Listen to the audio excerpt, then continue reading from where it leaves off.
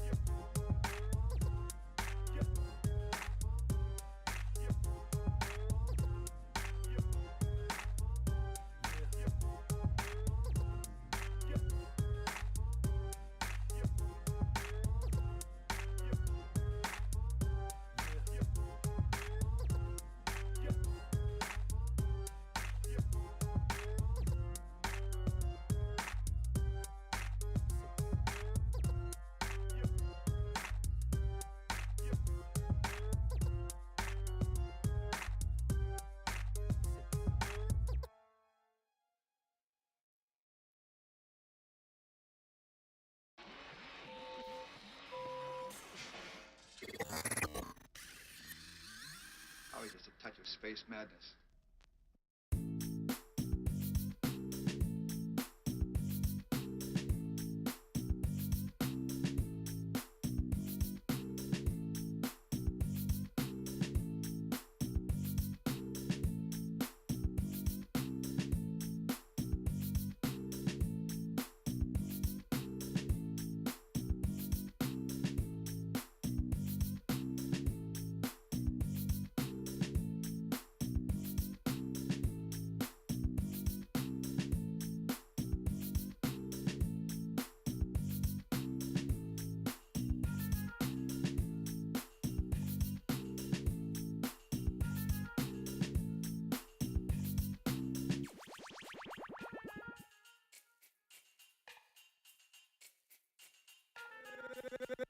Gangsta Boogie.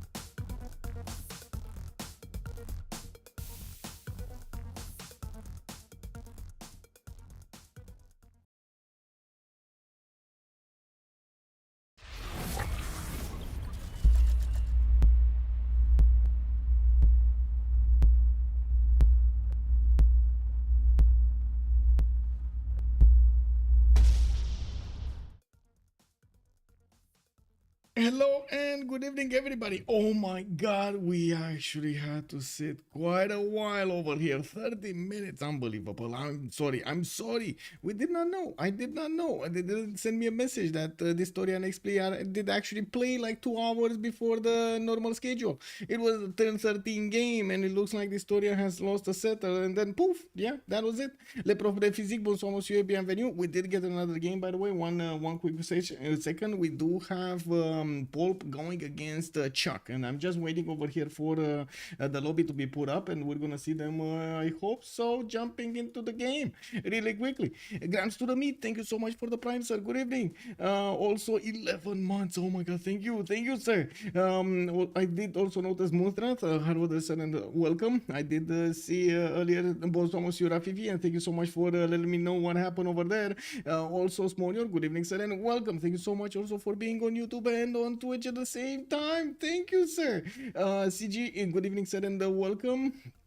I did see Spear 2. Hello there, sir, and welcome. Thank you also so much for confirming. Historia has lost a settler earlier. Ooh, that was quite something. All Triangle actually sniffed this out properly. Good evening, sir. You did call it out when you heard 13. Yeah, settler steal or something. Oh, yeah. I was actually debating with myself if I should close the stream and then start it up again after we did see, how to say, we do see them starting in the game. I still don't see them in the game. I gotta say, they're still not in the game. I know who to watch. I'm still not seeing it in the game. We're still waiting. Me? What? No. I do want to see Battlecruiser. Also, good evening, sir, and welcome. Bonsoir, monsieur. Bienvenue. I also will have the announcement soon for the games on CWC. I'm pretty sure you did see the CWC website did get updated with the pages for the games. We're gonna need to take a look what's gonna happen over there if they do manage to get all of the game schedules, because yes, very few games are remaining for this group stage to take part, and you've seen quite a bit of drama lately, especially about that Magnificence win on Sunday. Ooh, that is a problem. Why skip 12 plus chill, bro? Good evening, sir. I didn't skip 12 plus chill, bro. Also hello there, sir. Hello, sir. What did happen yesterday? I was taking a look at the game, and I did see XP and the Historia. Well, at least their initial announcement said they're gonna play later that evening, and I was like, okay, let's go. And I think I got the lobby link. Let me put it up over here. There we go. Okay, and after it, we're gonna join the game. We're gonna need to see what's going on. After a few hours, I did ask for the stream, and then I talked with the story, and he said, well, XP made a mistake when he announced the game. It was actually not Tuesday, it was Wednesday, so it would be today. And I said, okay, no problem. We switched the game, and I switched the announcement yesterday from Tuesday to Wednesday, and so on and so forth everywhere. And then, well, Pikachu face. So today when we had the game, it wasn't there. Then I don't really want to, how to say, switch my games all over the time. Like if I commit to one, I would like to actually be committed to one rather than switching at the last second. I feel like it is disrespectful for the teams that I am casting, that if I do start doing that. So yeah, I'm not doing it. I think on very rare occasions did that. Very rare occasions, like 1 or 2 times, but I still feel bad about them. So I don't really want to do that at all. Looking at what's going on here, finally, we got them in the lobby. And Poolp and ChucK are going to need to show us the way over here in the Royal Rumble. Let me actually reconnect, because I don't see actually properly ChucK over there with ping. Okay, there we go. Let's go. They will, as we've seen the last time we've actually casted the Royal Rumble, and I gotta say it's been a while. It's been like, what, 3 weeks or something? We did see them banning the civilizations in the chat. We're going to need to see what kind of civilizations they're going to pick. I do believe it's Pangea Standard Regis. I am also relying on chat over here to call out sins if they ever see one, but I gotta say this is going to be quite a treasure hunt. Can you imagine? We got 2 very, very experienced players right now, ChucK and Poolp. Can you imagine actually finding out the sins for these players, they're not gonna make mistakes. They're not gonna make mistakes. Hello, sir. It's a 1v1 tournament that is being played at the same time on the CPL server and on the Civ6 server. I understand how to say, the points are being mixed and matched over there, and we're gonna see the quarterfinals, the finals, and so on and so forth being played together. We have seen quite a few games actually a few weeks ago, but yeah, to be honest, I was actually on the fence, because the last time I streamed the 1v1, we had comments over here that were saying that the 1v1s are too quick, the 1v1s are not like the 4v4s, that you guys prefer the 4v4s over the 1v1s. So I have been prioritizing a little bit more the 4v4s, and then out of the blue a few days ago, like what was it, on Sunday stream or a Monday stream, you were like, whoa, what are the 1v1s, bro? And I was like, really? I mean, you know, I'm actually quite happy to stream the 1v1s or 2 versus 2s or 3 versus 3s or different templates for that matter, because it does show the flexibility of the game, and it does give me a lot of chances to talk about different subjects than I usually talk in the 4v4s. For example, if I only stream 4v4 top level, I'm only gonna get to talk about some sort of details, not the other ones, because the other ones are just not being done at all. They're not being even over there considered by the players at the top level. I like 4v4 and I like 1v1. It changes. Yeah, it does change. Yeah. Do what you like. We will be there. Woo! Let's go. Yes, sir. Yes, sir. Is Religious Victory on in a 1v1? I believe it is. I believe in the Royal Rumble we do have Religious Victory on. The only 1v1s that didn't have Religious Victory on were like in the CCCs, if I remember correctly. I think in the CCCs, if I remember correctly. Anyway, I do see them starting to ban, and it looks like immediately Poolp is going to take out Catherine de Medici. Magnificent, sorry, magnific.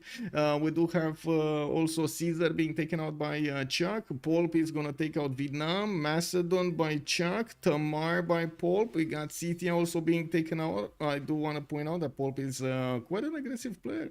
Especially likes to play with Mapuche. I gotta say, we haven't seen her play in some time here, but I do remember a lot of pushes over there. We got Zulu also being taken out by Poolp. Okay, is ChucK gonna go? No, gonna take out Poland. Okay. 1v1 is definitely quite a different meta than the 4v4s we're used to seeing, so I'm actually quite curious how things will evolve over here and how the players will adapt not only to the map but also to the situation they find themselves in, going against which civilization, what does that civilization do, and so on. And we're going to see who's going to pick up the reign of the game. Looks like Poolp is going to take out Chandra Gupta next. The Beasley also, good evening, sir, and welcome. If Congo is in the game, it will be disabled. Oh, okay, I see. So there is I guess an exception to that rule. If Congo is in the game, it will be disabled. Okay, well, let's actually see if they are gonna take Congo. I doubt it, but let's see. Trajan is gonna be picked up by ChucK.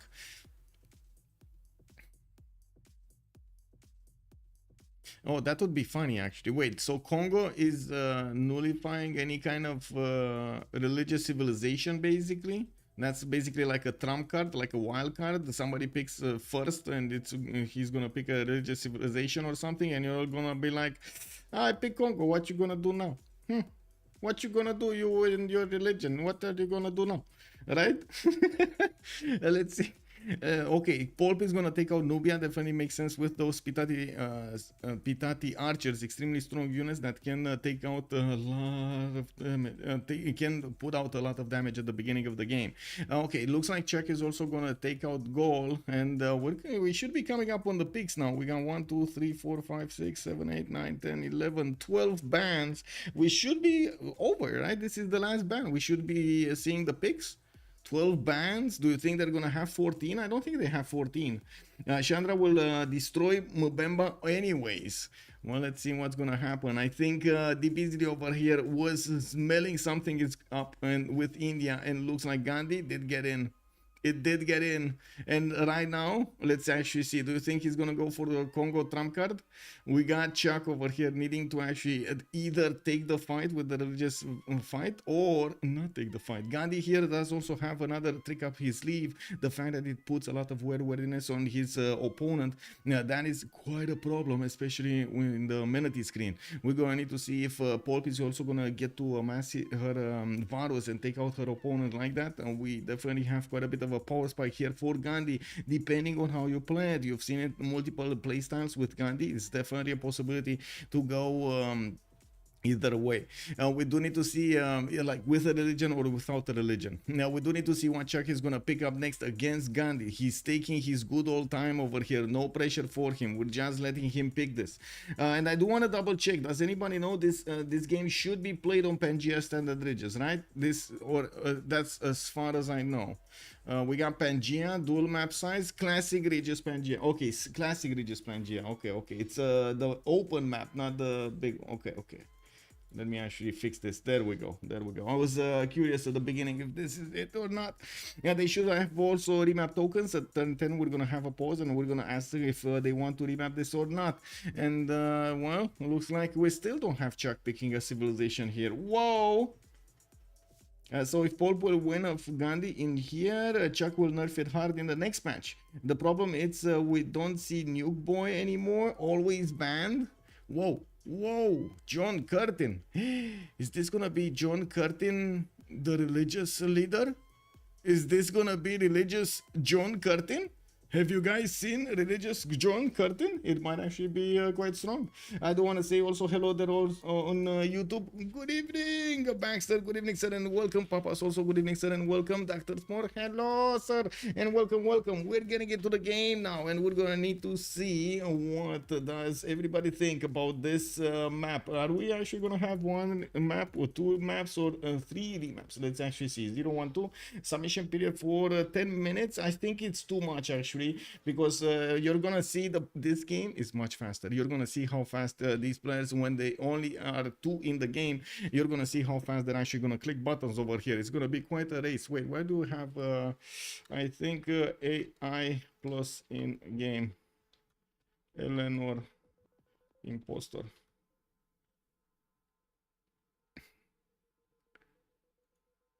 Yeah, we got an AI here. Yes, it's a dual timer. Yes, it's very fast.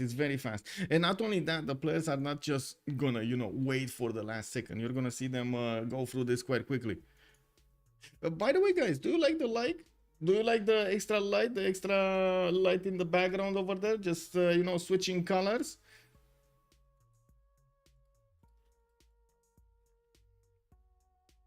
I think we're gonna need to relobby on good settings. Oh, yeah, we're probably gonna need to relobby over here. We got both of them on the right side. Oh my god, this would be such a cage fight. Oh, this would be beautiful to see, to be honest. I know it's painful to play, but from our perspective, it would be beautiful to watch. Oh my god. Anyway, let's come back to this. Too much light. Oh, I see, too much light. I think I did try to tone it out, but anyway, maybe some fireworks on top of the hat. Can you imagine that, actually having those birthday things over there just spewing sparks from my brain? Are those Go V lights? I have no idea, sir, what Go V lights is. I mean, I just found them like LED sticks or something like that, and boom, there we go. Let me actually find the link to the proper link. Let me see if things are in order over here. We got this. Okay, we got this. Okay.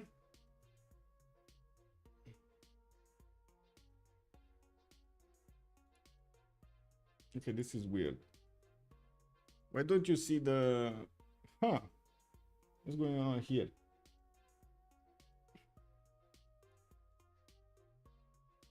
Interesting.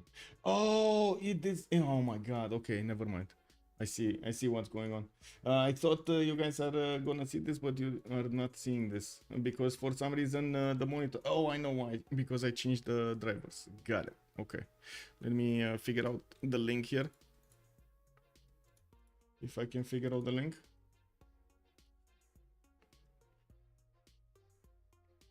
Except for fire hazard, that would be nice. Yes. You can imagine I won't actually stick things that make sparks in my brain, no? People talk about Catherine Magnificent, but I'm pretty sure we can, Eleanor France can put a culture before the turn 40 with her wonder, you think? I don't think put turn 40 is a bit too slow, too low, I mean, in turn count. And wouldn't you think people tried? I would think people tried, maybe. Anyway. Okay, we got all games scheduled, looks like, in the CWC. Going to need to put the two other ones here by the looks of it. But anyway, where is lobby and why is it not happening? Okay.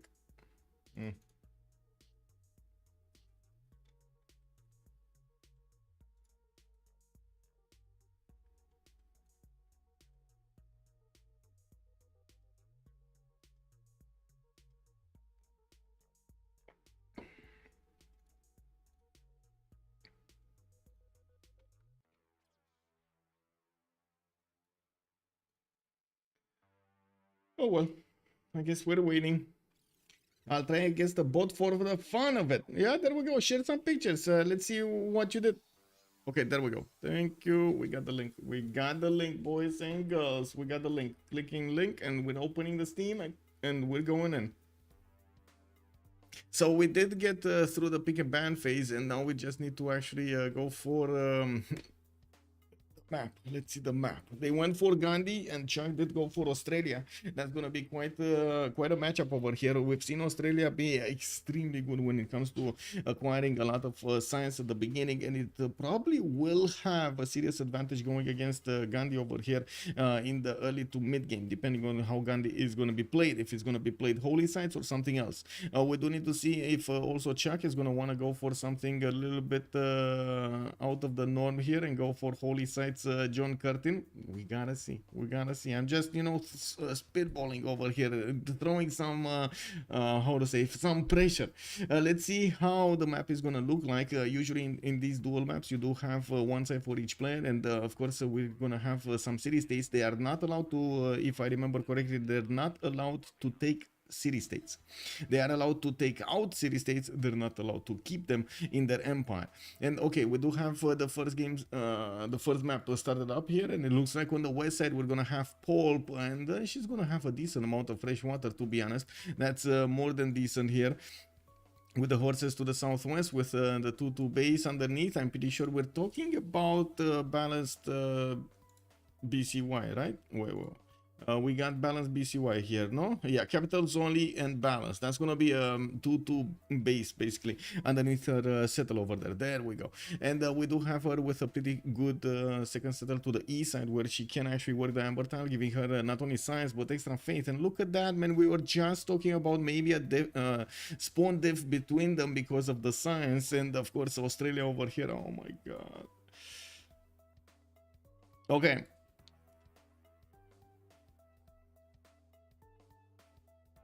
Is it a sin for ChucK to not put a campus on that horse tile? Or is it actually even a good campus? It's only a +5. Never mind, it's only a +5. Only a +5. Yes, we're talking only a +5. Only a +5. I don't know how you can live with it. But anyway, I'm pretty sure he's gonna go animal husbandry. So the question is it a sin to not put a campus on this one? Because he's gonna discover horses immediately after he's gonna go animal husbandry. Is this the one thing that actually makes Australia sin? Unknowingly? Only a +5, exactly, right? We're talking only a +5. I mean, we're just to seeing, oh my god, Australia +8, +10 campuses, you know. The horse is a very good tile, so no, okay, not a sin. We're going forward. We got Canberra here also with quite a bit of fresh water, but again, Canberra does like to stick to the coast anyway, and we do have him with I would say bad appeal. I would really say bad appeal. This one is very good. this one is pretty good. The other ones, not so good. And I'm pretty sure he's not going to be happy settling cities on the east side. Probably in the north and in the southwest, he's going to go for one. He's going to be very happy going and trying to fight for Mount Roraima, which is going to actually find out soon enough that India is on the other side of it. And we're probably going to see them trying to get cities over here as quickly as possible. We're going to need to take a look quickly if 10-10 they're actually going to pause this. And look how 8 turns actually passed. We barely got to speak of both of their choices here, both of their spawns, and boom, we got already turn 8. And looks like Chennai has been put to the south here, a very quick settle from India. Of course, India does benefit from an extra movement point on the settlers and the builders, extremely good at the beginning. Could help you save a turn because you can move and settle on a hill. And I do see her actually going for the third settler. Did not go for Mount Roraima immediately, even though, oh my god, she doesn't know yet. She doesn't know yet. I thought she knew, but she doesn't know. I mean, this makes sense. It's only Australia that actually knows, and he is late on his settler. You do see he's barely getting his first settler out. Next time, he did go for a builder that actually slowed him down quite a bit. Wait, he went scouting to builder, or did he buy a builder, or did he pop a builder? He did go 2 scouts here. Something is amiss. India did manage to actually... Oh, okay, there's no second scout on India. That's what's happening. But that also actually slowed down. Didn't it slow down India? Not going for Mount Roraima. Anyway, not even gonna know about Mount Roraima at the turn she actually needs to vote on this.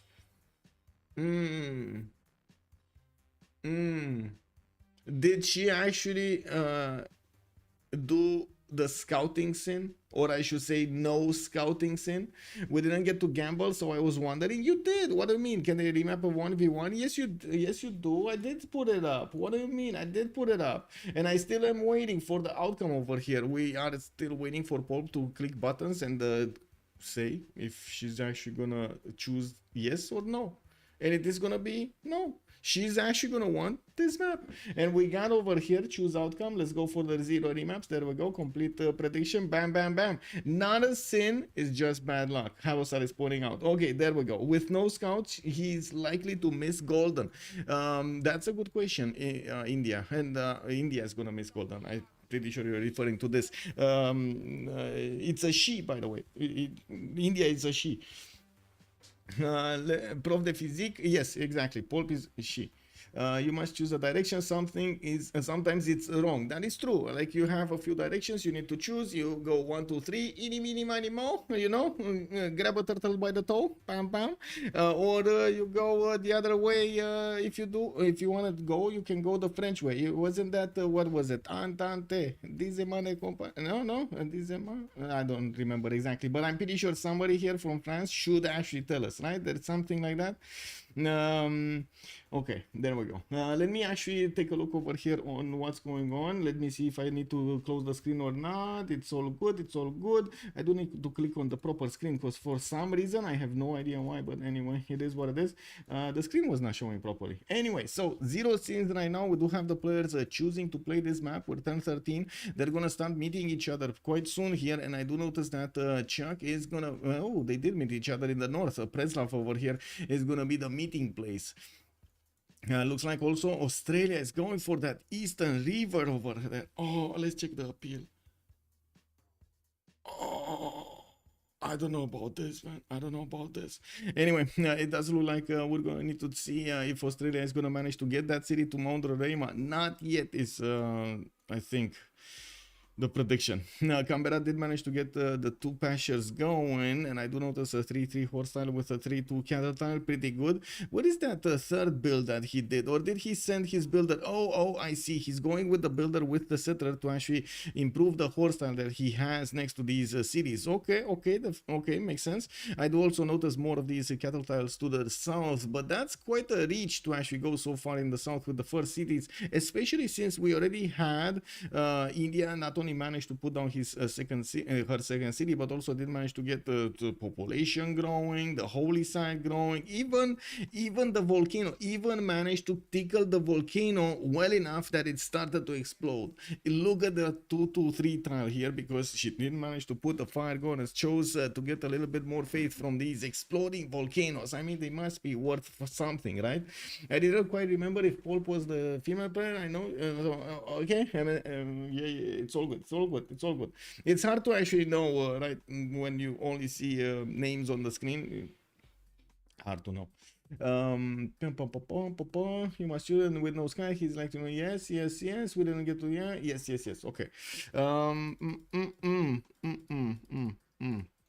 Do I have the game in full screen or something? Because this feels really weird. Give me a second. Oh my god, I got the game in full screen. I wasn't. Why not windowed?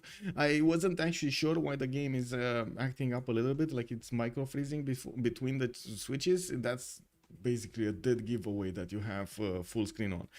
We do see that India, after she put down her holy sites, we do see she did manage to get one of the slingers out, so she's gonna try to push the Australian warrior outside of her border. But I'm pretty sure Australia trying to get in through the north to see not only what's going on, but maybe have a chance to bring one of the settlers home here.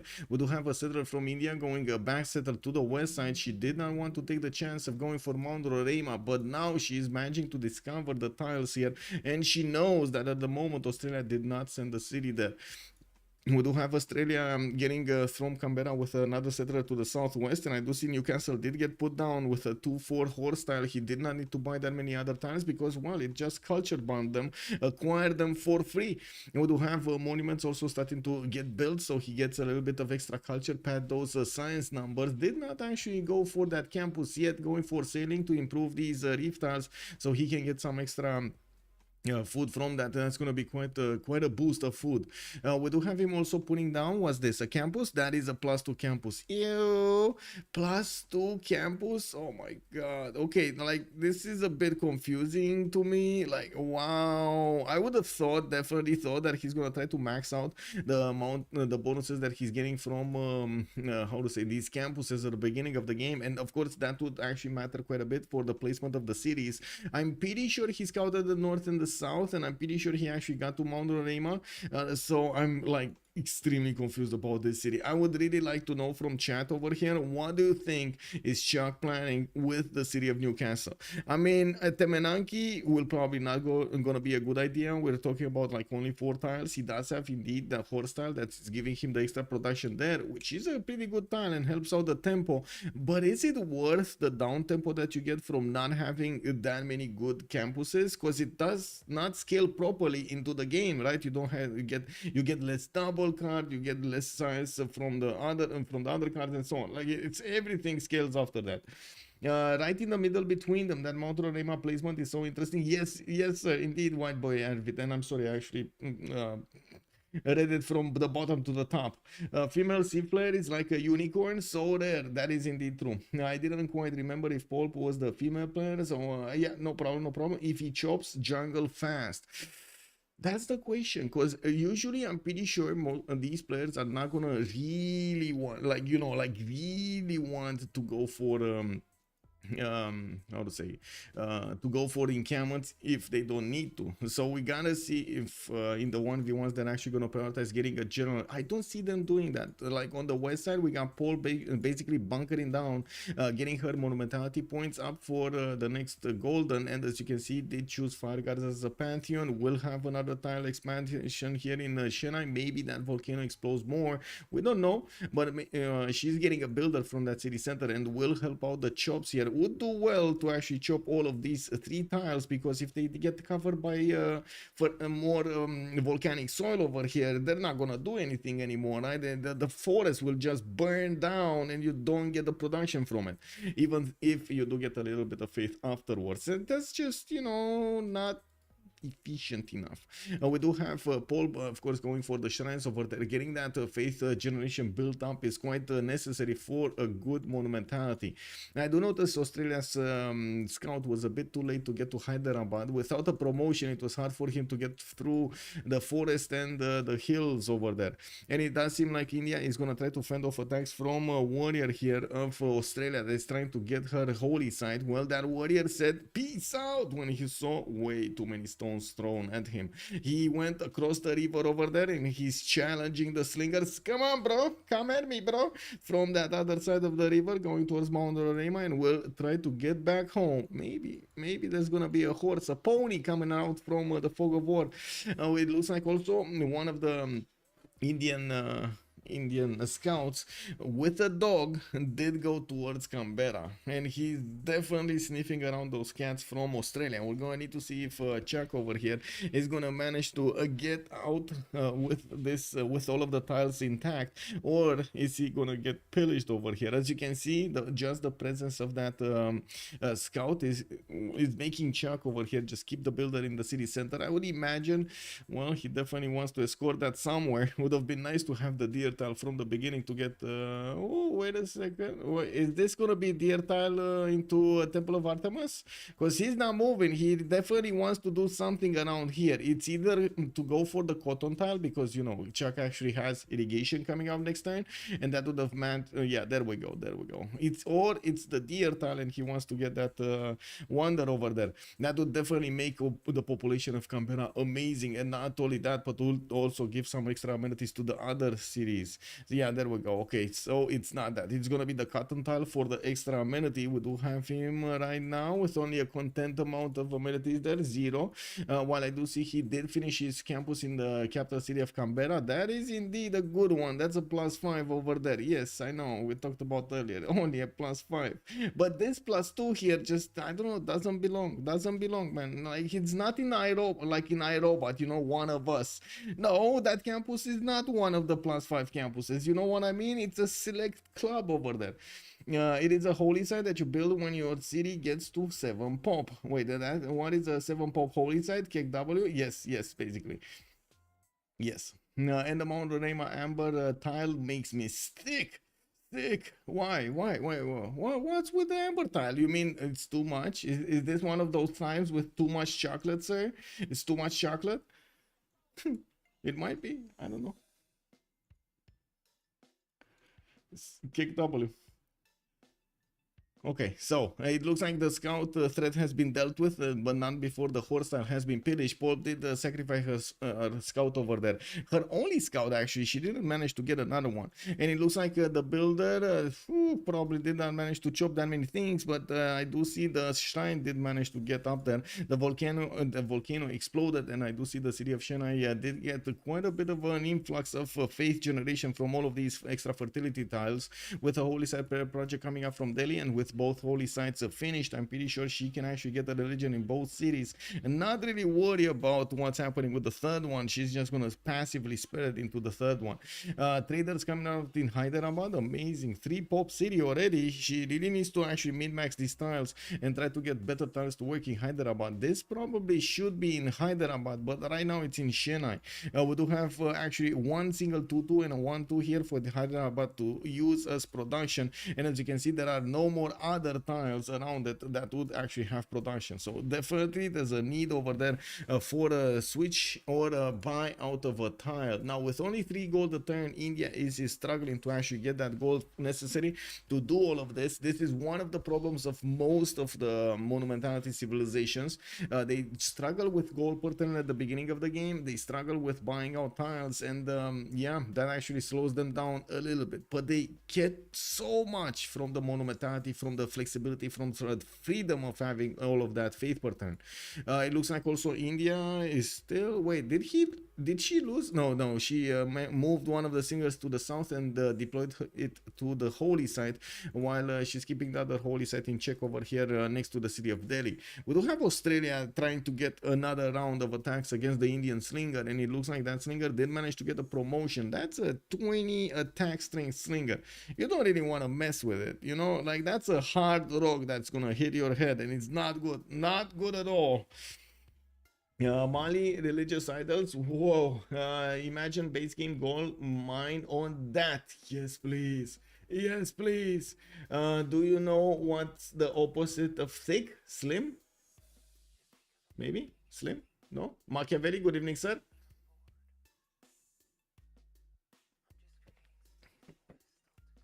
Okay, so looks like Australia's warrior is not going to have a choice other than move out from there.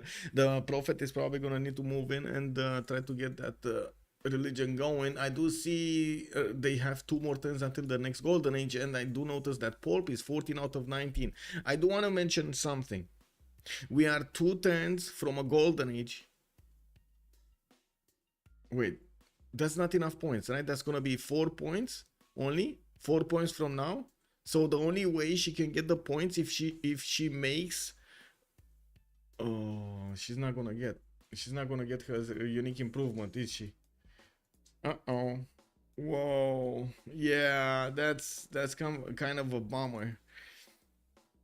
So that's the religion right there. 14 out of 19. Let's actually see. How do she should get 4, right? Whoa, Machiavelli. It looks like Automod said, wow, you should not speak that word, Machiavelli. I don't know. Is it that bad? Is it really? And yes, sir, we do have a 1v1s going around here. Why is it banned? It's actually a game. That is so weird. Why is this word banned? Like if I whatever. I guess I'm not gonna get into the trap. Do you see 7? Good evening, sir, and welcome. We do have India getting that step well. Did she manage to do it? Did she manage to do it? She got the golden. We do have Paul here with ChucK both in a golden age, and I do notice I do see ChucK getting his masonry and also political philosophy. The extra movement there on India's builders now showing up to the party. She did manage to get the wheat tile with a step well on it. Very, very good. Looks like another builder is coming out from Chennai. And yes, India is now able to use all of her banked faith in the previous era, and we do have her making 27 faith attempt for this era. I do see on the other side ChucK did manage to get to Stonehenge in 2 turns from Canberra, getting a holy site in Launceston. So wait, this is actually holy Australia here. Clutch golden, yes indeed, last second over there. We do have Australia getting another city to the north, a 4th one, and I do see him putting down a Stonehenge, which is not only going to beef up that campus, but also going to beef up another if he's going to go for the harbor. Stonehenge is going to be in between his cities and next to a mountain. I'm pretty sure he can actually set up some theater squares around it. We do see him also choosing City Patron Goddess, which gives him 40% towards the production of the first district in a city center.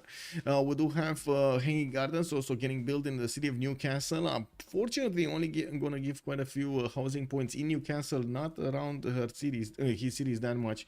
You don't need to have them like 6 tiles away, right, to give you the second bonus. I'm pretty sure he wants the growth, like the 15% growth in all cities, but the other, like the housing, is also quite useful. The plus on housing in all cities within 6 tiles.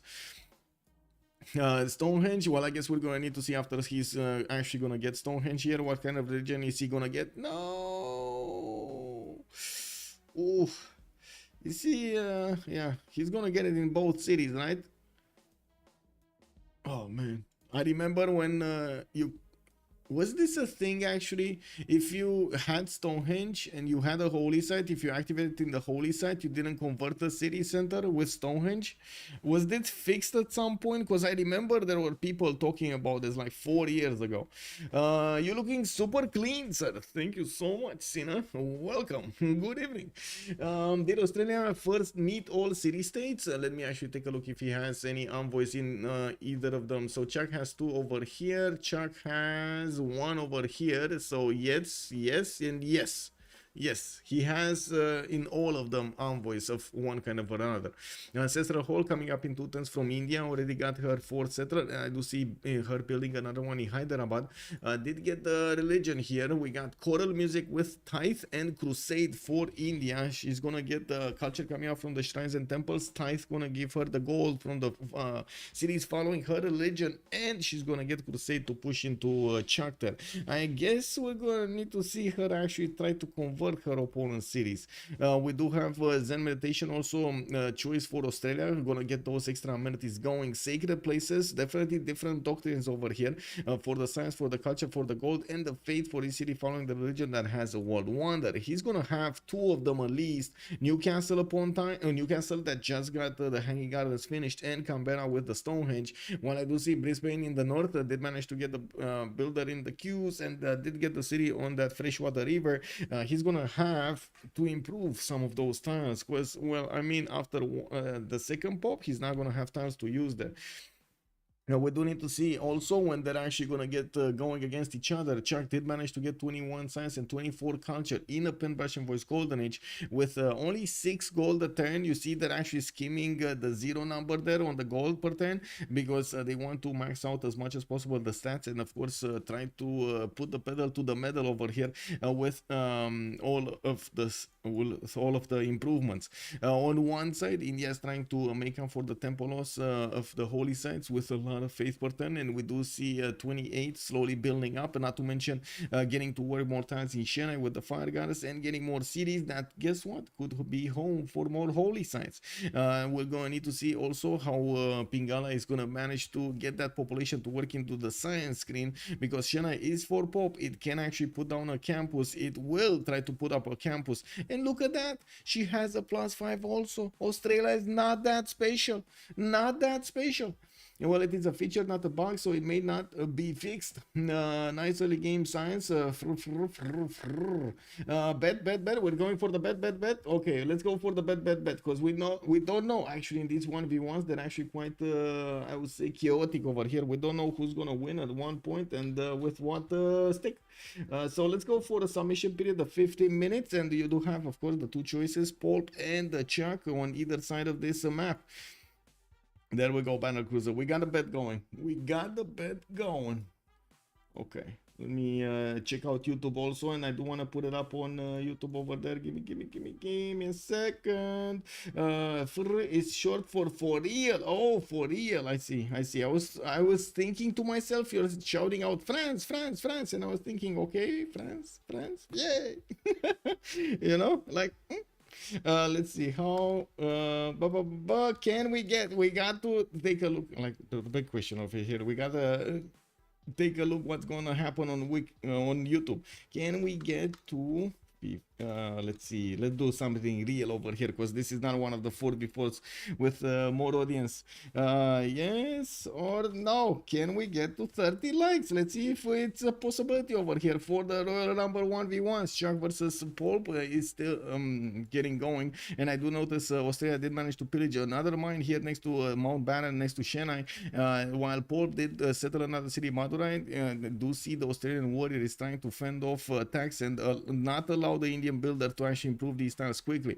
We do have also her managing to buy out that copper tile that's 3 tiles out to the east of Chennai. That's actually quite a problem. That is quite expensive. We did take a look. Her economy is in shambles. 7 gold a turn. That's not really an economy, but to be honest, it's more than Australia is making. So you know, I guess it balances out, right? Neither of them are making gold. Then it's good.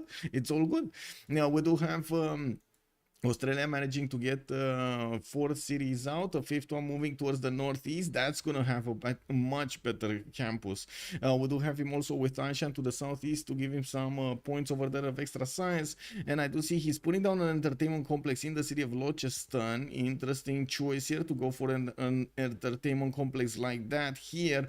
We do need to see what it is going to be used at. Is that going to be a Colosseum? I don't know. That's kind of looking like a weird Colosseum, right? Now we do have still 4 more turns to get the Canberran population to 7 pop, or he's gonna get to chop that rainforest if he has, guess what, bronze working. That I don't see any encampment down. I don't think he has bronze working. We do have a horse also coming out from Newcastle, gonna go against the Indian warrior and shoot it down with an archer also, getting out of the forest from the north of the campus. I mean, I think the Campusians did actually just spawn a random archer. They were like, what happens if we actually get to put a line on a stick, and then you make that stick throw another stick with the line, with the help of the line, you know, follow me right now, and then, oh, check this out. This is gonna be the awesomeness. We just send people with these sticks and tell them they can actually get bears with them. Oh, let's see what happened. Let's see what's happening. Let's see what's happening. Great experiment on Mr. Einstein. Let's send them out. Okay, let's get first the sticks, and then we get the other sticks, and then we make the sticks, and let's send them on their way. That's how archery came to be, man. Can you fold that logic? Can you fold that logic? What if he puts it on the volcanic soil? Which one? Which one? You mean the campus? And the campus, I mean, no. She already put it down on this +5. It's just this one would be a +3. This one would be a +2. I don't think it's good enough to be in danger. Like, this volcano is definitely getting quite excited over here, and you can't really help it, right? So I'm pretty sure this area is gonna be swimming in fertility, extra fertility. Not good, not good. You gotta stay away. You see, she's trying to get more builders, trying to repair those mines. They get pillaged every time by the volcano, pillaged also by Australia, getting in there and taking out those gold points. Not cool. Now we do have more settlers coming around from India. She did manage to build that ancestral hall, which not only gives her extra bonus towards the settlers production, but also a free builder whenever she's gonna settle a city. She did manage to get very close to feudalism, so we're probably gonna see her put down cities, or the next cities are gonna get some free builders with the +2 charges on them. And Sasu, bonsoir monsieur, and Mesdol is also calling out the Colosseum. Wait, are you actually calling out the Colosseum? Is he doing it? Oh my god, he's doing it, guys. He's doing it. I mean, it's still a good Colosseum in the sense that even the capital is gonna get some bonuses, but is it worth the one, maybe 2 cities of amenities here? Is it worth? I guess it is. Taking it away from your opponent. Yeah, do it. Do it. Oh my god, wait, who are you challenging, Nasasu? Who are you challenging? Maybe they should buy religious victories in the 1v1s, because otherwise you're forced to go religion. But you can go Congo. Where you can go Congo, you know? Just nullify the ability of your opponent to get a religious victory. Bam, you know, counter. I would say it makes the game more interesting, adds more to a strategic question for the players. It also makes it way different than a 4v4 or a 2 versus 2 or a 3 versus 3 or any other game for that matter, even the FFAs. I mean, if you place it on the volcanic soil, it hits Newcastle. Oh, wait, no, this is a hill. You can't place it on a hill. You can only place it on a flat tile. So I was expecting it to come maybe out from Canberra somewhere. I'm pretty sure he would have had the tiles to work here if he wanted to put the Colosseum. So for example, entertainment complex over here, Colosseum, boom, over here on the marsh tile. Both of them 3 rings. That's quite expensive. I guess, yeah, another problem, you know, how expensive the tiles are at this point in the game. A good thing, some crabs are getting built over here, improved in Brisbane, and we're gonna see some gold generated there. We do have the arena getting built in Launceston. A trader is going up. I do see he did manage to get a commercial in Canberra, not a campus, not a harbor, a commercial, only a +3, and yes, he's gonna get a market out from that. Interesting that he didn't want to go for the era score of actually getting a harbor out, but I guess he didn't want to get another one of those districts open. We do have a wave of campuses coming up from India, and it does look like, because Australia did not want to go for Mount Roraima, India is just gonna have her way with all of the tiles over here of Mount Roraima. Gonna put a settler right next to that amber tile that was being talked about. It's actually quite, I would say, quite a hero over here in chat. The amber tile is a hero in chat, I gotta say. We got over here Mount Roraima that really needs to get some love from Australia also. It's gonna be lonely. Ahmadabad just settled, and we got the builders getting out. We do have managing to not get feudalism out in time, but it's fine. She's gonna have that 35th attempt to actually invest into these. I'd also want to say she didn't take her that much time to build up her upcoming holy sites here. And I gotta say, goal per turn is still a struggle. 28 and 23. Looks like Poolp is catching up to Australia's science, and I do see her keeping up quite nicely with the culture. Even though Australia does have more, it's quite it's in a paintbrush and voice golden age, and we will probably see more holy sites coming up from India with the shrines and soon the temples, which are gonna give her a lot of culture. That's not gonna be a problem in the next part of the game. We do have another commercial coming out from Newcastle upon Tyne. Wallow's Throne is gonna be the choice of the day for Canberra, and I do see ChucK over here, well, going for a lot more war. Okay, he's gonna be aggressive. Yeah, he's gonna be aggressive. Yields, Leighton, good evening, sir, and welcome. There we go, you got the yields up. It might be more than two if planning to expand around. I thought it was flat tile cause little production. That's true. Gandhi with more cities, more production. I'm worried about ChucK. Yes, old triangle. That is true right now. It does look like Gandhi is managing to get quite a few advantages on herself. 78 production with 35 faith, and okay, 10 gold per turn, not bad. Definitely a lot more economy is needed over here, but I do see her settling a lot of cities and getting new ones out. 2, 4, 6, 7, 8, 9 cities. This is so greedy. Like on the other side, we barely have Australia getting 2, 4, 6 cities, and he stopped making settlers. We do have him also going for the extra commercials, getting campus research projects. We do have Hypatia next, and it looks like anyone who's gonna get it is gonna get a free library, and those libraries will have an extra point of science on them. I do also notice more builders are coming around here from Australia. He should be on the feudalism timing. There we go, you see it over here. I don't really see all of the builders in every city getting out, but I guess it's fine. He knows the way, and I'm pretty sure we're gonna see them start to pop out soon. We got also him managing to get Hypatia in the city of Canberra, gonna get a free library there, and gonna actually get a lot more science than Poolp. He probably did get to the double campus soon. Didn't he get to that card? No, not yet. Actually, that's his science. Whoa, 41 science and 40 culture. Probably one of the campuses over there did manage to finish or something. No. That's just Hypatia. That's a lot of science. That is a lot of science. Anyway, Poolp is 31 science and 24 culture. Still needs to catch up quite a bit in both counts of stats. And I do notice the builders are going to take the next center stage. We do have also building up some libraries. Unfortunately, it doesn't have very good campuses all over the place. Has this +5, but that's about it. This is going to be a +1 here in Hyderabad. I do see a +3 in the making here next to the mountain. That's going to be 1, 2, and a 3. Yeah, in the making, but again next to the mountain. And this one is beautiful. We got a +5 here in Trivandrum, which is going to require quite a bit of production and maybe some chops to get going. She did prioritize to get the sill tiles for the extra amenities, and yes, there is another settler being moved towards the north of Ahmedabad. It's taking advantage of Australia's actually slow beginnings over here. It does seem like ChucK is taking quite a bit of time to settle everything he wants and also get exactly what he wants. The sacrifice of building Colosseum, basically a defensive measure against India's ability to actually put a lot of pressure on the war weariness, on Australia's ability to keep his people happy. And we do have Bingala establishing in the city of Newcastle. I do want to mention that Poolp on the other side did already have Bingala established in Chennai, and is still lower in science. Oh, I think actually ChucK did manage to get that extra science from the projects there. That's why it did pop out to 41 instead of 31. We do have him right now settling down back to normal levels. Well, I was expecting him to. I was thinking, like, where is that 41 science coming from? But, you know, brushed it off. I wanted to get to the next subject then. They are always at war. Yeah, basically. Also, how does John Curtin abilities work in this mode? They don't work, basically. Yeah, they don't work.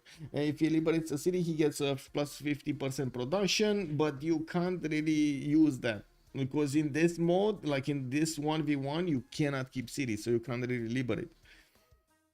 You know what I mean? It is what it is.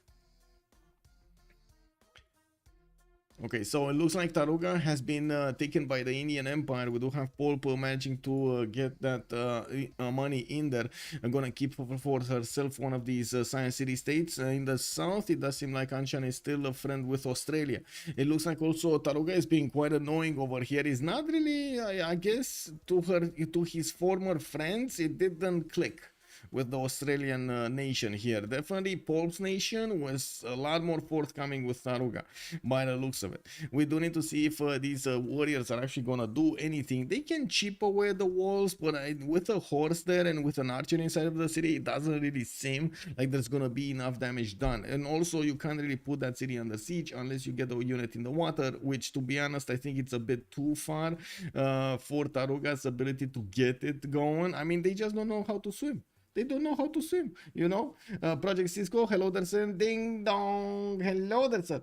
The original was Russia level broken and could have made the war declaration a very stupid thing in 4v4.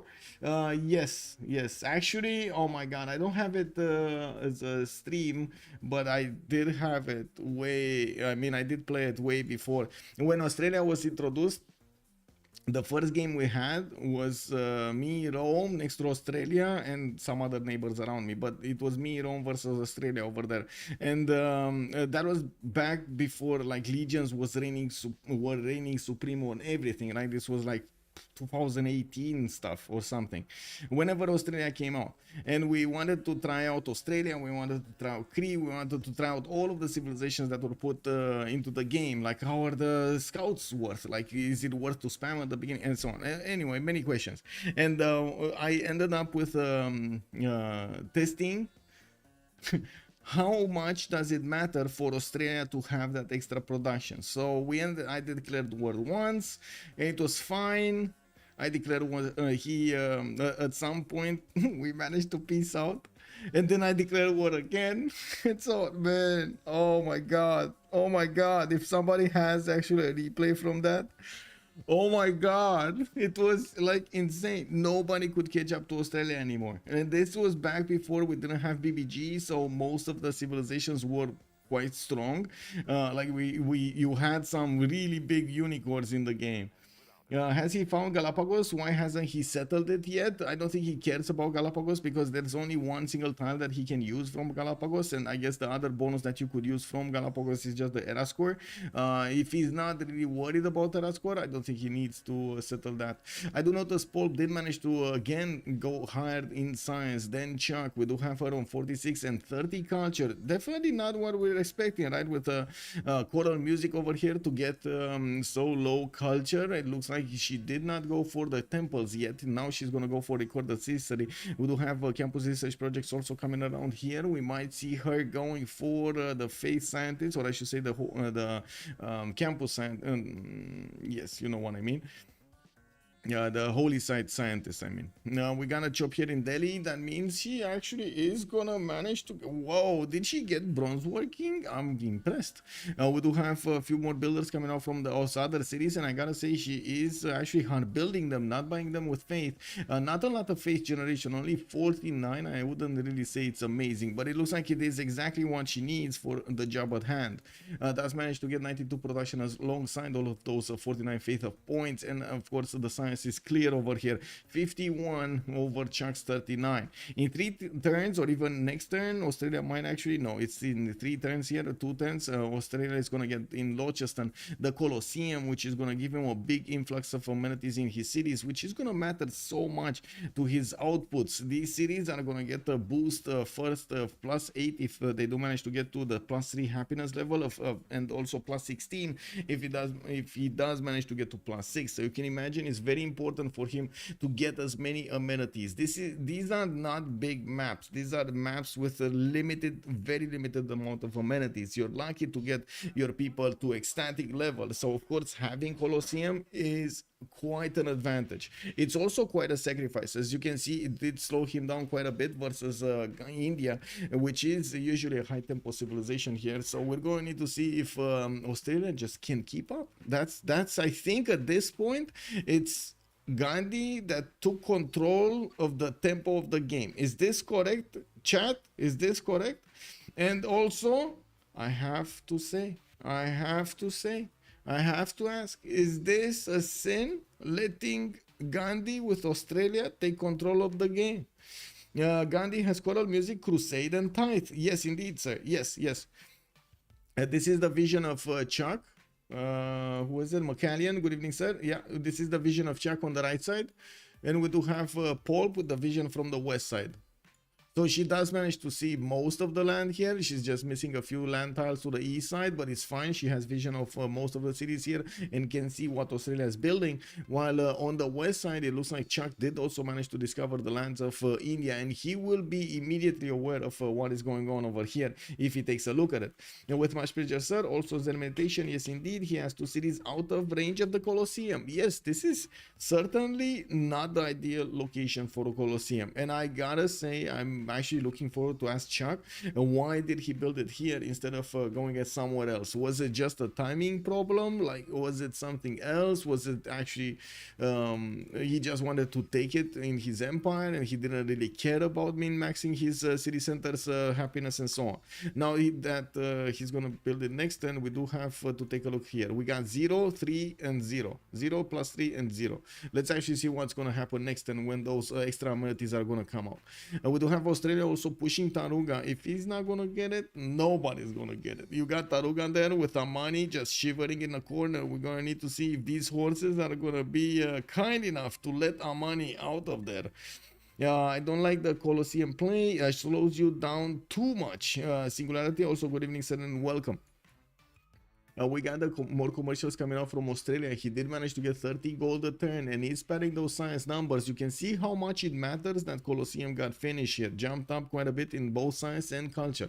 +6, +3, +3. Definitely. So 8% here, 8% here, and boom, 16% Launceston. This is very valuable. Now the city of Newcastle upon Tyne not gonna get the extra amenities. Brisbane not gonna get them. Perth not gonna get them. Still, it is important to have it in the cities you have them. Looking on the other side, we do have a few more wonders being placed down here by India. She's gonna go for Apadana from the city of Delhi. I do see Oracle from Chennai and Hyderabad is gonna get her a great library. She did manage to get Zangheng as a scientist, and I do see the next one is the healing one, Abu Al-Qasim al-Zahravi. We didn't have did we? No, we didn't. No, there was no. Oh, Australia did manage to pick up a good merchant. He got one for an extra trade route. That's actually quite big. Then we got those trade routes actually starting to help him out quite a bit, but still he's lower in production than Poolp. 121 versus 107, and you gotta take into account the 57 faith that Poolp is making alongside all of that 121 production. We got also a few more population points here in the cities of the southeast of Australia. He's gonna need to start put down more districts here. I'm actually quite curious if he's going to go for a theater square or campus, because I would say right now he definitely needs a lot of campuses. But the placement for this is pretty good for a theater square, right? +4 over here. ChucK +2 over here. Yeah, there are a few places. We do have him getting a few more of these builders to help him chop, and he's relieving the tiles of all of the forest on them.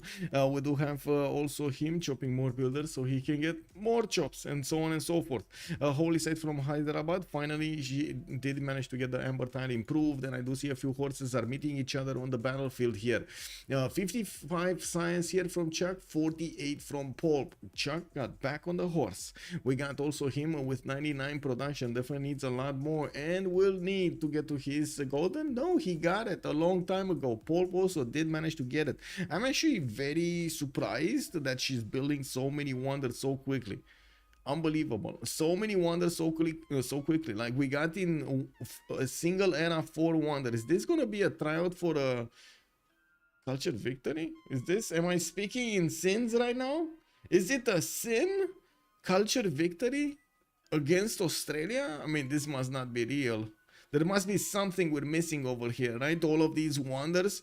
What does everybody think? Because usually what players do is try to get wonders, like specifically target wonders that mix their bonuses really well with their plans for the empires, right? So you see ChucK getting Hanging Gardens because he wants the growth.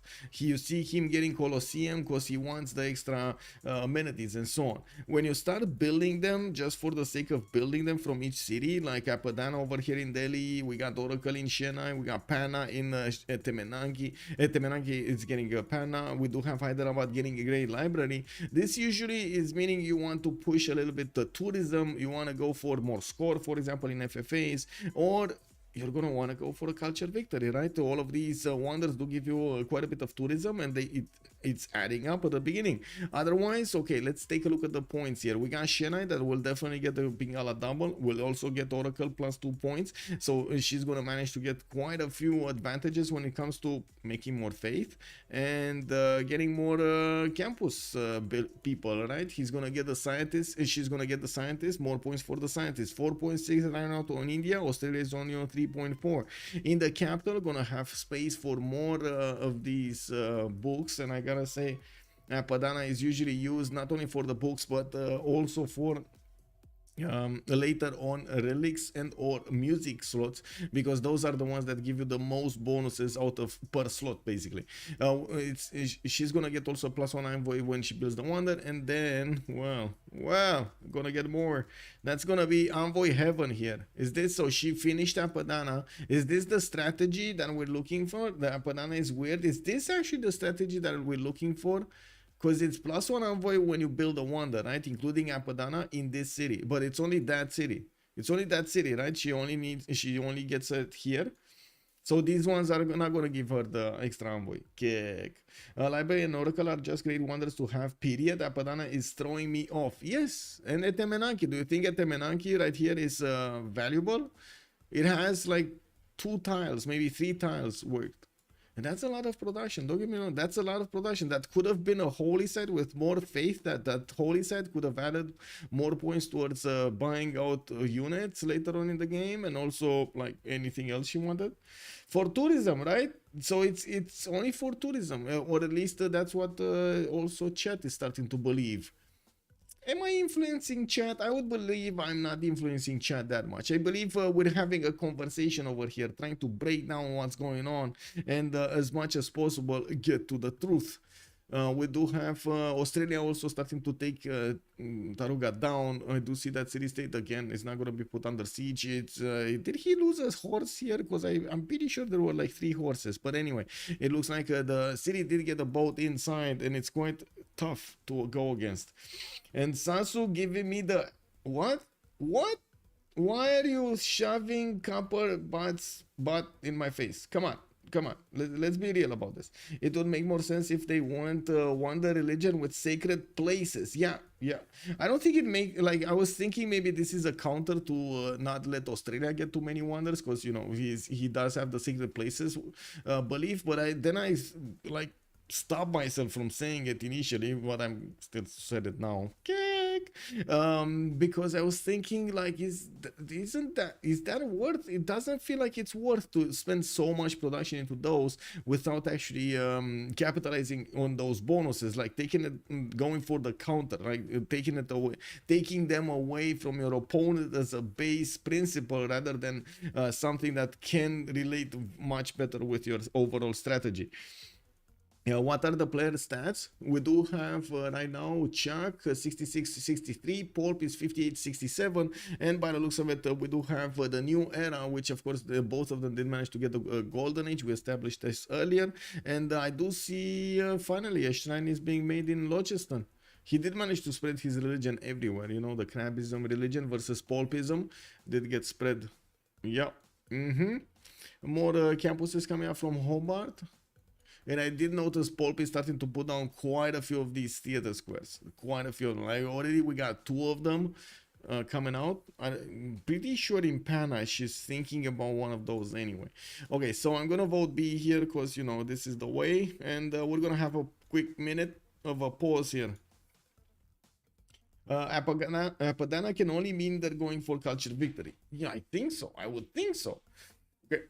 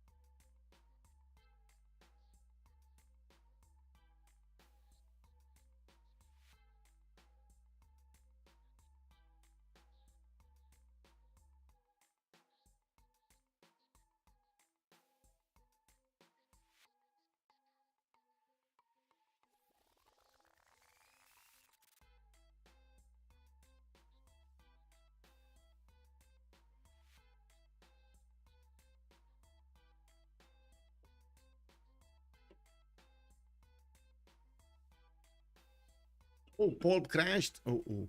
Uh-oh. Well, that's unfortunate. Let me actually get back to this.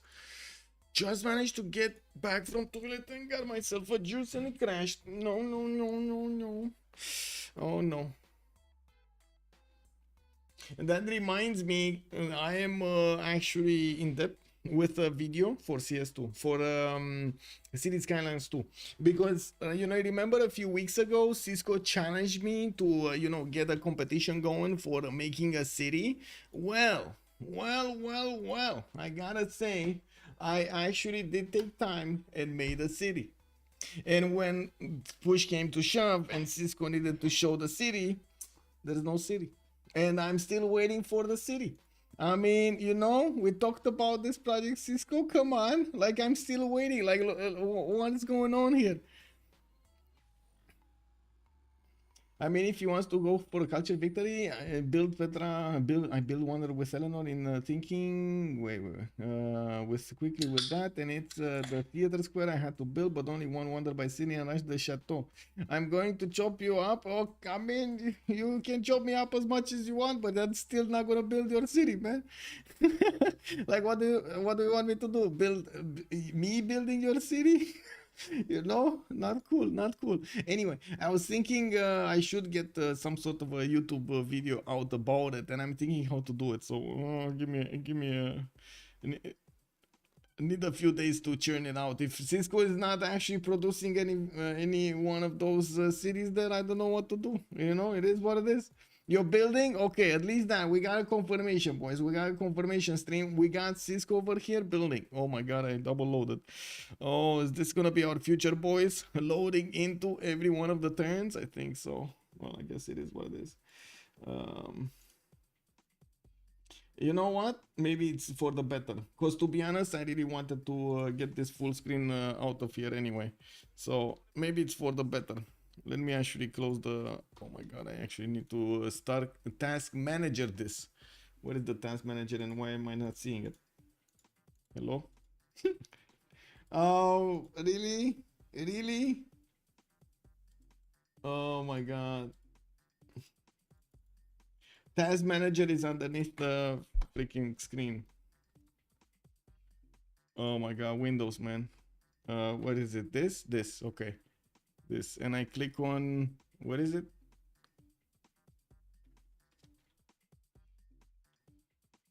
Huh.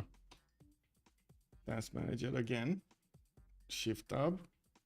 And where is the task manager? There's no task manager in Shift tab. Oh my god, anywhere.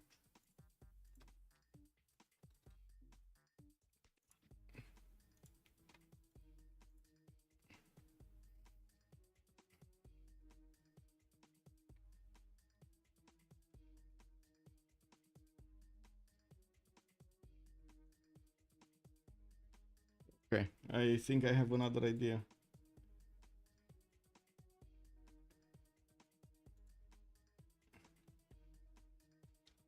No, I can't.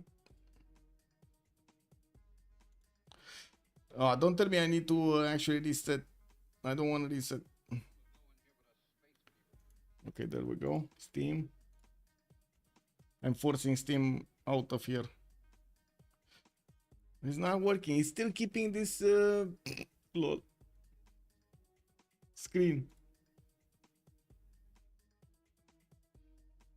I built this CS2 state is better. It's not really. I wouldn't really say. I mean, it's working a little bit better, but not really much better. Man. Okay, I have one more try. Okay, there we go. I fixed it somewhat, and let's see if it fixes bad. Yes, I did fix it. I fixed it.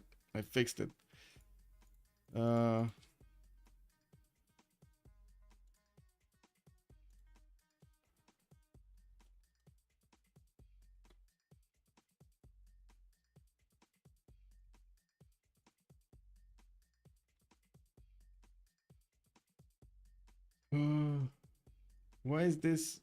Oh, there we go. I found it in task. Finally, got it.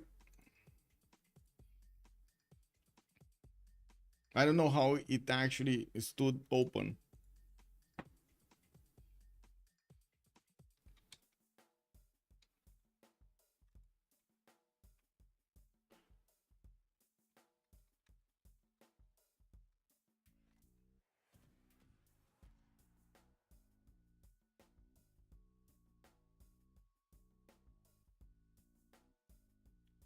Okay. This. Trying to get back in. Oh. Where is this new lobby?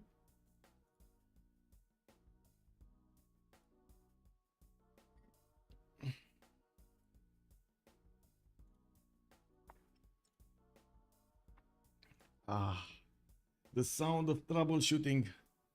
Oh, I need to do something very important, by the way. This is the most important thing that I'm gonna do today. Actually, take this off from full screen. What is it? Graphics, full screen, borderless window. Thank God! Oh, there we go. Let's click. Oh, new lobby. It's a new lobby. Okay.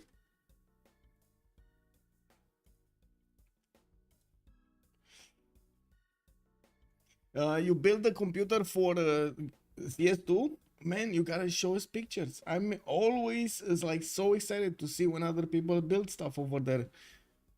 I want to see new ideas. I want to see road pathways. I want to see neighborhoods. I want to see, you know, how you deal with so many problems over there, especially in traffic. I mean, there's so many things that could happen. Oh. Rejoining really quickly. I see the problem. I fix problem. There we go.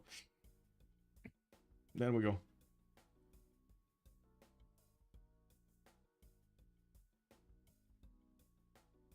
Might be double loading again.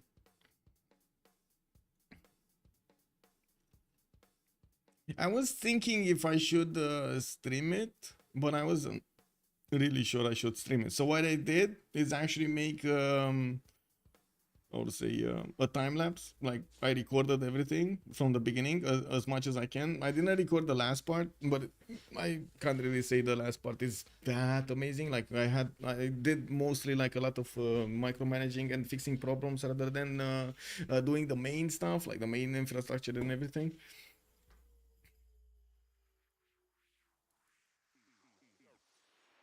And I guess there could be a view along possibility. Okay, let's get the juice going. So we're coming back into the game. I do have to say we were just after the World Congress session or into the World Congress session. I think we were just after the World Congress session. We do need to see what they chose here. So Theocracy is going to get the wildcard policy slot. It looks like minus 25 production for the next Congress. John Curtin is also going to have 2 Diplo victory points given to him. I do see also India did manage to get 2 faith. Okay, 2 faith units. If missionaries are moving to the east side here slowly, we gotta see what she's gonna do with them. I would imagine 2 units are a bit too low in count to actually put pressure enough on Australia, but you never know, and maybe he's gonna make she's gonna make Australia over here overreact to this problem. We do have some horses which are fast units, and of course could actually go there and try to take out the missionaries, condemn them, but we're gonna need to see if that's gonna happen. We got also more campuses coming around from Poolp. ChucK came back on the 67 points of science, and I'm pretty sure he did manage to get the double card in. Natural philosophy is in there with the maneuver and urban planning for the extra production, while Poolp is gonna go for new builders with the 2 charges, urban planning of her own, and Corby. So she does manage to finish all of the wonders that she started. She only has great library to finish. Already did build Oracle, Apadana in Delhi, and I do see Pana in the did build Temenaki over here in the city center. We would see also some wait a second, if she does manage to get the harbor out, she would have access to those naval wonders also. I mean, right now I guess Poolp is quite strong. 146 production with 79 culture. They choose to go for a pen brush and voice golden age, not a monumentality this time around, so she's not gonna get to use her faith per turn into buying out more builders or settlers. She's gonna get to use them maybe a bit later, those points for the units, when she's gonna manage to make a Grandmaster Chapel. And that would also require her actually having monarchy, which is right now getting discovered. Next turn she's gonna get divine right, and I do see ChucK is closely following up with the turn thereafter. We got also Outback starting to come around from Australia. He's gonna get to place quite a few amazing tiles between him between his pastures, and as you can see we got a lot of food potential here, not to mention a lot of production potential from all of this territory. Gonna chop it out and gonna place all of those tiles with Outbacks. We got also more campuses coming around from him in Brisbane. He did manage to get only a +2 here. Could have had this one, which should have been a +3. No, he built a mine next to it, so it didn't have the +3 anymore. It was only a +2. Got it. That's a bit unfortunate. We do have the commercial also getting some adjacency points from that also. Coleus is a great merchant. He's gonna get the opportunity to go for Marco Polo. He's the only one in the game that is actually making these merchant points with 6.9 per turn. I'm pretty sure he's just gonna passively get this one, or maybe gonna get a project if he wants to get it faster. Those trade routes are so juicy, so juicy. I cannot stress this enough. We got India maybe sending those missionaries towards Brisbane. I do notice there is an Australian horse trying to see the vision here. Now we do have Preslav, ChucK's city state, by the way, so Preslav is giving vision to ChucK to see what's going on here. Okay, I do see pyramids also got put down here in the city of Panna. Only a random tile over there to the southeast, and that's it. Put down pyramids for an extra builder charge and a free builder. That's a lot of bonuses. How is the Chinese team on the tournament doing? Didn't see a single game. Wait a second. I think you can check. I mean, I'm pretty sure you can check on the Civ6 worldcup.com website, but if you want to check, I can check for you. Give me a second here. We do have ZYDX right now with 1 win and 3 losses in the 4th weeks that finished. So they do have 2 more games, unfortunately, for them to take a look at this. While COC has 3 wins and 1 loss, we're going to need to see, of course, what's going to happen in the next weekend. With Ulysse going against COC this weekend. That might be a problem. That might be a problem for their points over there. We do have also quite a bit of a fire group also in Group A, or I should say fire group. It's an interesting group, very interesting group. We got Holiday Highlands leading the pack with 4 wins and 0 losses. Frederitos de la Vega 2 wins and 2 losses. We do have Civ Ukraine 1 win 3 losses, and then Little Company 1 win 3 losses. So I'm pretty sure it's anyone's game right now for the second slot over there of Group A. It's gonna be quite something to see what's gonna happen in the next few weeks. Hey, we're getting to 20 likes right now on YouTube. We might get to 30. Thank you so much, guys. Let's go. Okay, so we got an industrial zone coming up from Locheston here, and yes, I do notice he's getting some knights out. We do have him sending those knights towards Taruga, so he deals with the threat.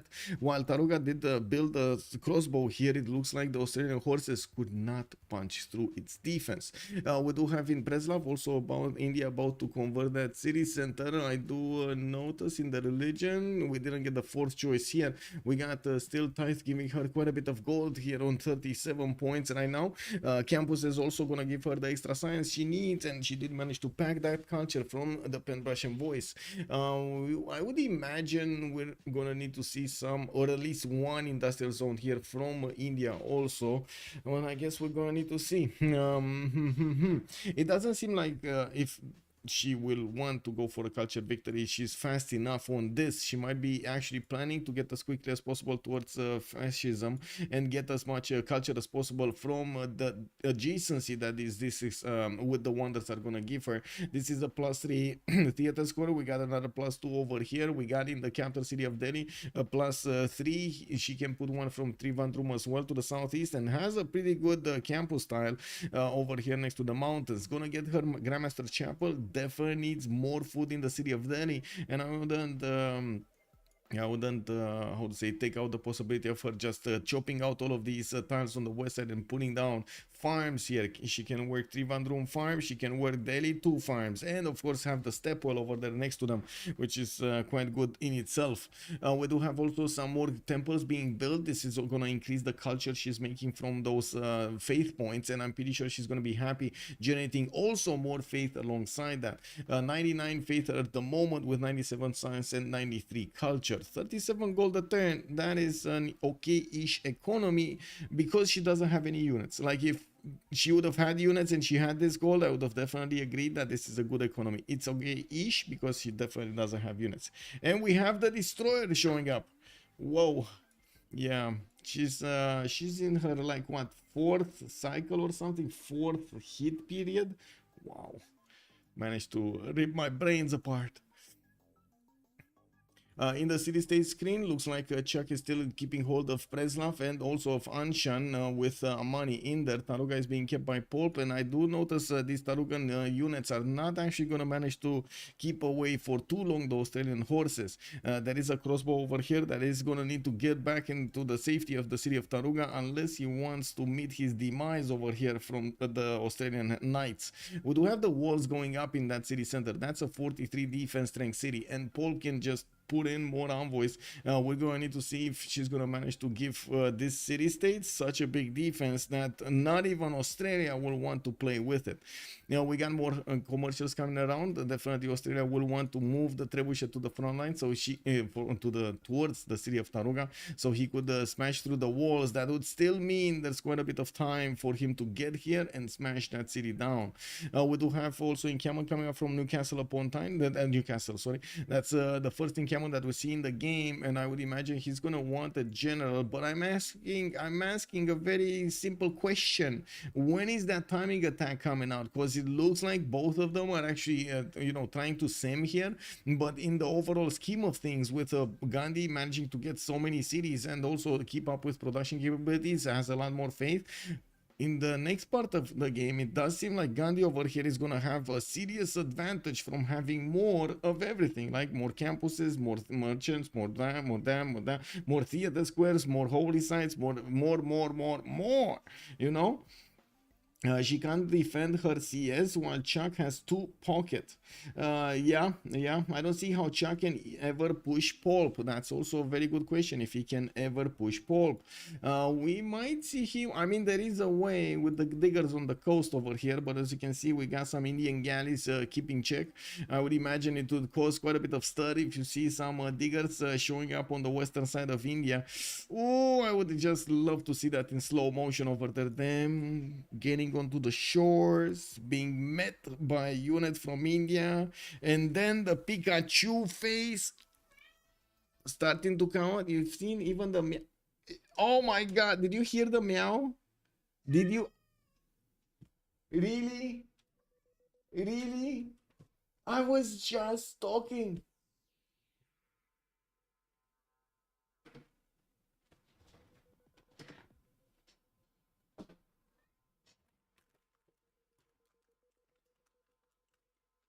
Yes, she actually did that.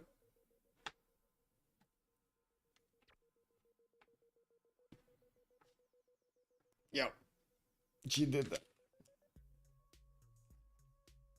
I guess it's snip time. It's snip time.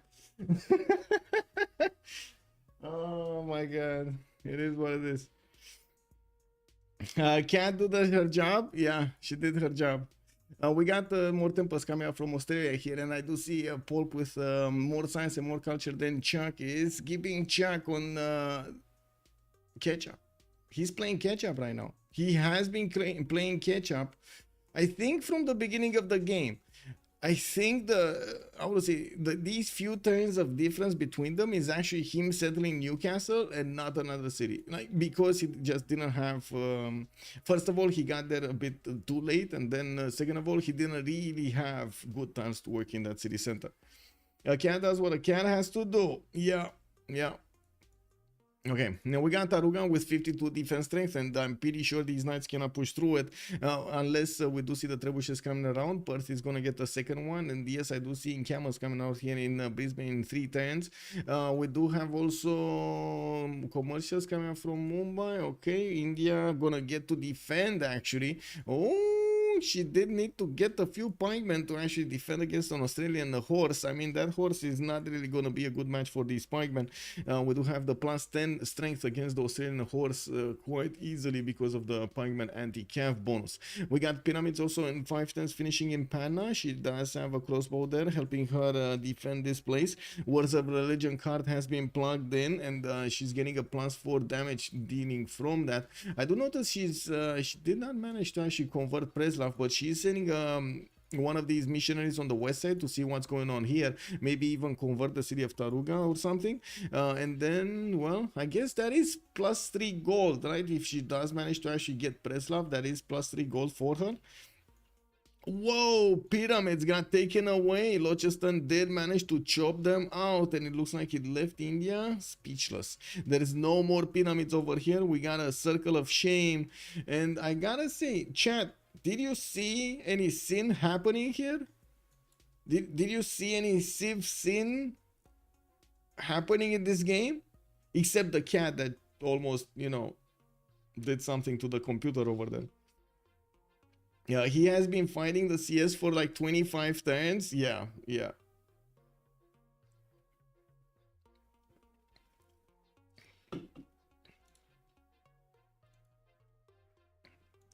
So no sin? Oh my god, look how chat doesn't see any mistake here. Okay. We got the second encampment coming out from Australia. We do have him finishing up that industrial zone from the city of Canberra. Where is that industrial zone? Here. That is a +4 next to the niter tile, the iron tile. And of course, the other districts to the south. He did manage to build an aqueduct here in the city of Launceston, which is going to be a pretty good industrial zone also, +5. We do have him also spamming out as many of these outback stations as possible throughout his territory. He gets the bonus from these pastures also, right? Hey, what's going on? Hey, alo, ce ne facem aici? Ce ne facem aici? Oh my god. Yes, you see, this is the culprit. Yes, Madame Destroyer, yes.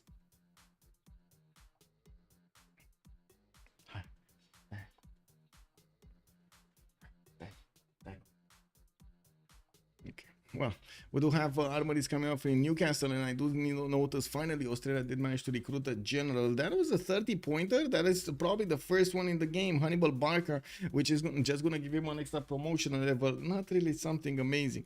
We do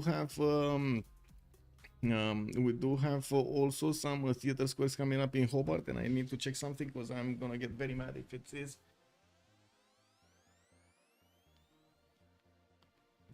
No, it's fine. Okay. Well, okay. We do have to see. Okay, India did make a wall of units, did take care of that horse over there, and I do see she's also putting down some aqueducts in weird places, though. I guess, well, I guess she does need some extra housing in there, but yeah, that's gonna take a hill tile. We got Madurai getting a library there, and I'm pretty sure the science is gonna go much higher in the next part of the game, with Poolp managing to finish up most of the campuses in her cities and also starting to get all of those libraries. Since she does have more cities to play with, like that's what, 9 cities, 2, 4, 6, 8, 9 cities right now at the moment, versus the 6 of Australia. You can imagine more campuses will equal more science. 169 production and also 134 faith here for Poolp is going to give her an advantage over ChucK, but we're going to need to see if ChucK is going to manage to come back into this, especially with the industrial zones being built and no industrial zones right now in India. He's going to manage to get quite a bit of science, and also he's getting a bit of lucky here. First of all, with how much Taruga is putting up as a fight, and as you can see, it's going to take, even with the trebuchet, quite a bit of time to take down that city. We do have also Launceston with an explosive volcano next to it, and as you can see over here, it's happening. He's going to need to repair all of these tiles. Yeah, 5 building damage. That is a problem. Wait, did he 1, 2, 3, 4? Oh my, just 3. The holy site just needs to get the temple back. Oh, 4 with this one. How did it hit this one? 2 tiles out, really? Wow, that is a problem. Anyway, 4 turns intelligence agency. I do want to remind you that Australia did go for Wallace Throne. He's not only going to pay less for the military, but he's going to build it faster, and that's going to matter quite a bit in the next part of the game, since Poolp did go for Grandmaster Chapel and Ancestral Hall, so she can settle more cities. We're going to need to see if the extra cities are going to give her the gold that she needs. She's starting to buy out coursers after she did manage to finish the Grandmaster Chapel. We're going to need to see if she's actually going to manage to push over here Australia. Preslov is actually doing quite a bit of defense here for Brisbane, you do see we do have that city state even building an encampment in the place, in the perfect place to actually keep any unit away from getting to Australia. And we do need to see if there's gonna be any kind of push here directly to the cities. Now, Australia doesn't really have a military. All of the military of Australia is deployed to deal with Taruga on the other side of the planet. Are you going to cast the final stage of the World Cup with Potato MC Whiskey? The three talks. Good evening, sir, and welcome. I don't know. I mean, it really depends on the Potato MC Whiskey if he wants to join us or not. We've been keeping him in the loop, as in we've been telling him like, look, this is it. We got a competition going. If you want to join, if you don't want to join, like it would be awesome to have you here, and so on and so forth. I'm pretty sure everybody, or I'm pretty sure he knows that he's more than welcome in the multiplayer community, like anywhere. Or I hope he knows. I really hope he knows, because I've been telling him multiple times that he's more than welcome, and I do believe we need as much help as possible, like as many streamers, as many casters as possible to join forces. You've seen how much it matters in other games that you do have the content creators actually getting together and trying to work towards a common goal. Well, that's basically what we would need over here in Civ6 also. We are doing it, like me, Mount, Leech, Alexis Kremp, quite a few content creators are getting together and trying to build stuff. But yeah, we need everybody, you know, all streamers on deck basically.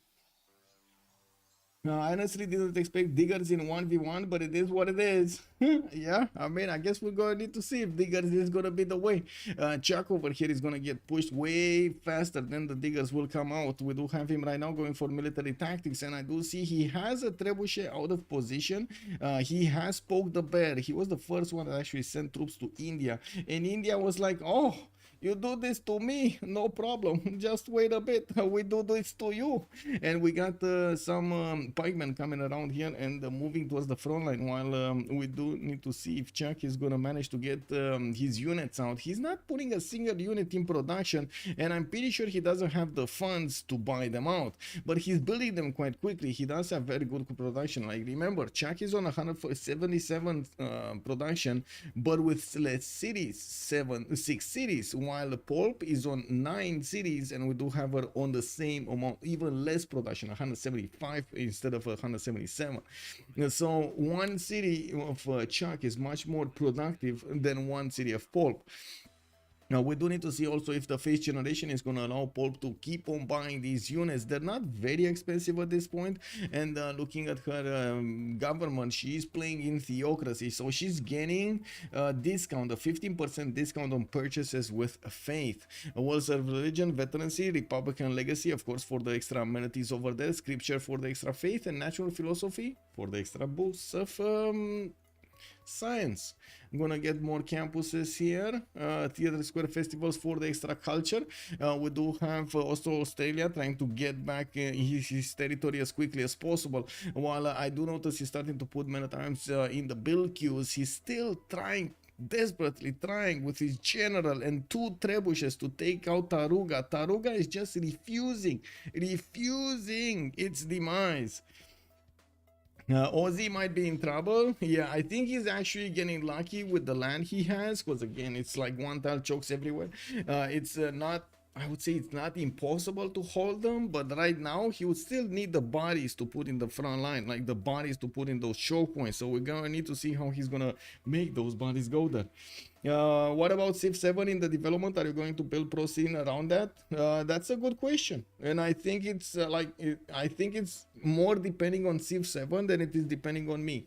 If Civ7 is gonna be able to support a working multiplayer scene and will have actually just a little, just a bit better than this infrastructure that we have right now, like the networking code and so on, just a bit better. It doesn't need to be perfect. I don't think anybody's looking for perfect, but just a bit better, you know. From the get-go, from the beginning, it's certainly possible. I would gladly do it. I mean, you know, it is what it is, right? We're going all in into this.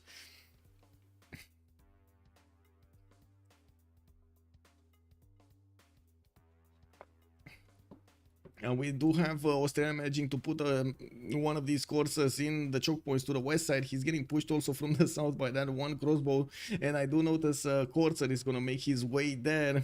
We do have to see if ChucK is going to manage to defend this. We don't really have India with ranged units so that he could flex his military power against Australia first. While there is a level 2 crossbow here, it is not in range of doing that much damage. That uranium tile is actually a flat tile. It's a plains rainforest, so it doesn't have the vision to actually attack into anything, not the range. We do have some Australian crossbows coming out from Brisbane and moving towards the south. Yes, he's getting intelligence agency and starting to build a few men-at-arms. These are going to counter the pikemen very nicely. They do have the plus 10 strength against anti-cav units. Yeah, we do need to see also if India is going to manage to get other units here, but I do see her faith pattern is starting to get fired much faster. 138 right now, and I do see more temples are coming in. I'm pretty sure she still has holy sites where she can build temples. No, that's actually it. That is actually it. Why did she? Oh, these are the two? No. Wait a second, why did she not build a second district from Trivandrum? What is she gonna make? Oh, she did make, but it was underneath, never mind. It was a harbor over there. I didn't see it, I'm sorry. It was underneath the name tag of the city center and I did not see it.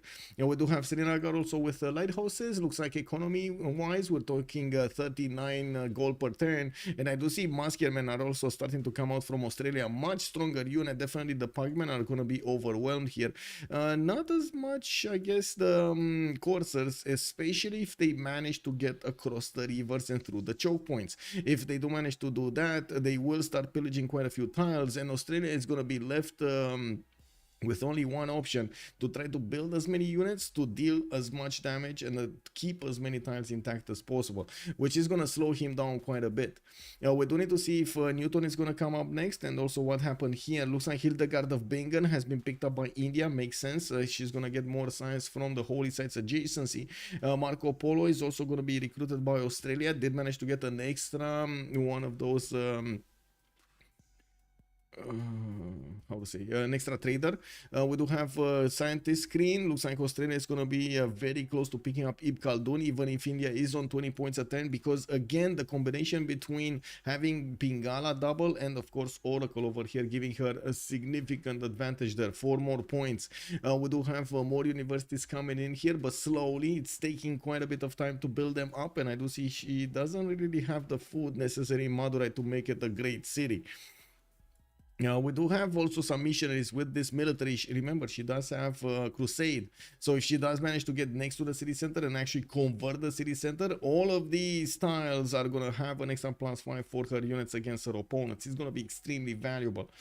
Remeroni also is the unique improvement from Australia, better than a mine. Can you show us how that his MP works, please? Better than mine. I would say it is better than a mine because you do get the food alongside the production, and you can spam them out everywhere. They do get bonuses from each other, if I'm not mistaken, and they do get bonuses also of food from the pastures. So you do get base +1 food, +1 production, and then +1 appeal to adjacent tiles, and then you do get the +1 food for each adjacent pasture, +1 production for every 2 adjacent outback stations with the industrialization technology. So basically, if you do spam them out and put them everywhere, you do get a lot of production when you hit industrialization. +1 food for every adjacent outback station with the rapid deployment Civ6. So yeah, basically taller cities over here, more tiles to use, more tiles to spam. We do have him trying as much as possible to use these outback stations exactly next to the pastures, not really to go crazy with them, but I did see multiple times players playing Australia did put these, like, spam these outback stations everywhere, just everywhere. Sleepy Hedgehog, with much pleasure, sir. Oh, which beliefs did India religion have? She did go for choral music, tithe, and crusade. And we did have on Australia Zen meditation and sacred places. Only built 2 wonders, so I guess he's only getting like those 4 points. Oh, 3 wonders. Never mind, he did get Launceston, but I guess that's a same city. Never mind. Okay, so we do have the first Indian courser actually managing to get onto the other side, and as you can see, he's gonna get onto the outback stations. We might see him actually just deviate to go to the south and try to get into the meat of the things here in Australia's territory. Just get away from the front line, you know, nobody wants to actually just stand there and watch each other. They want to do some boom boom, and they need to find the boom boom place. Is it victory the moment the capital is taken? Because this is only one city then? Yes, basically. If you're talking about domination, yes, that's basically it. You take the opponent's capital and boom. Who got Newton? I don't think anybody got Newton yet. We're still on Ibn Khaldun. Nobody got Newton. We didn't get to Newton. So we got the trader merchant, Fadlan next. That's the third one, and the second one that Australia, and probably the third one that Australia is gonna get. Wow, 0.1 points remaining, and I do see Ibn Khaldun over here is in danger of being picked by Australia. He's also gonna be the one that has Colosseum, so he's also gonna be the one benefiting the most from Ibn Khaldun. I don't want to say right now that he started fighting India. This is causing a bit of a problem. I'm actually curious about the war-weariness effects of on his empire. He's down to 0. He's down to 0 in Hobart and Canberra. In all of his cities, actually, he's down to 0, except Launceston, except the city that he has the Colosseum in. Everything else is down to 0. Looks like he also lost a unit here, and we do need to see these other courses get in. More of them are being bought, and India is trying to ramp up production here. She's also getting spies in the city of Delhi and trying to get the writers, so she gets a lot more culture. 157 culture and 140 science at the moment, while I do see ChucK is still in a pen brush and voice with 168 science and 107 culture. It doesn't seem like he has that big of advantage in the science that we were expecting versus Gandhi over here. He did manage to clean up that northeastern city, took away a city from Poolp, a science city, unfortunately for her. But I do see that India is managing to take advantage of the fact that Australia deployed his army to the far northeast, and he's going to try to make the push on the west side, where she's actually going to force Australia to build a lot more units. We'll have them actually slowly chipping away of the gold per ton. Both of them are down to 15-14 points here. Same amount of production, still a bit better on Poolp because, you know, a lot more faith. And I do see more food here on John Curtin. I'm pretty sure it's mostly because of the outbacks. Like, this is making so much of a difference here because he's working like 3 food tiles, 4 food tiles in the majority of his cities, and not lower, basically like 2 food tiles. Has Australia oligarchic legacy? That's a very good question. Does Australia have oligarchic legacy? No, he has a Republican legacy, plus one amenity in all cities. Did I check right? I think I checked right. Yeah, I did. It's sure. Okay, that was a miss over here. India just going into the water to the west of Canberra. That was quite a miss. You're not allowed to keep us. Yes, no, you're not allowed to keep us. Yes, you can take them out, but you're not allowed to keep them.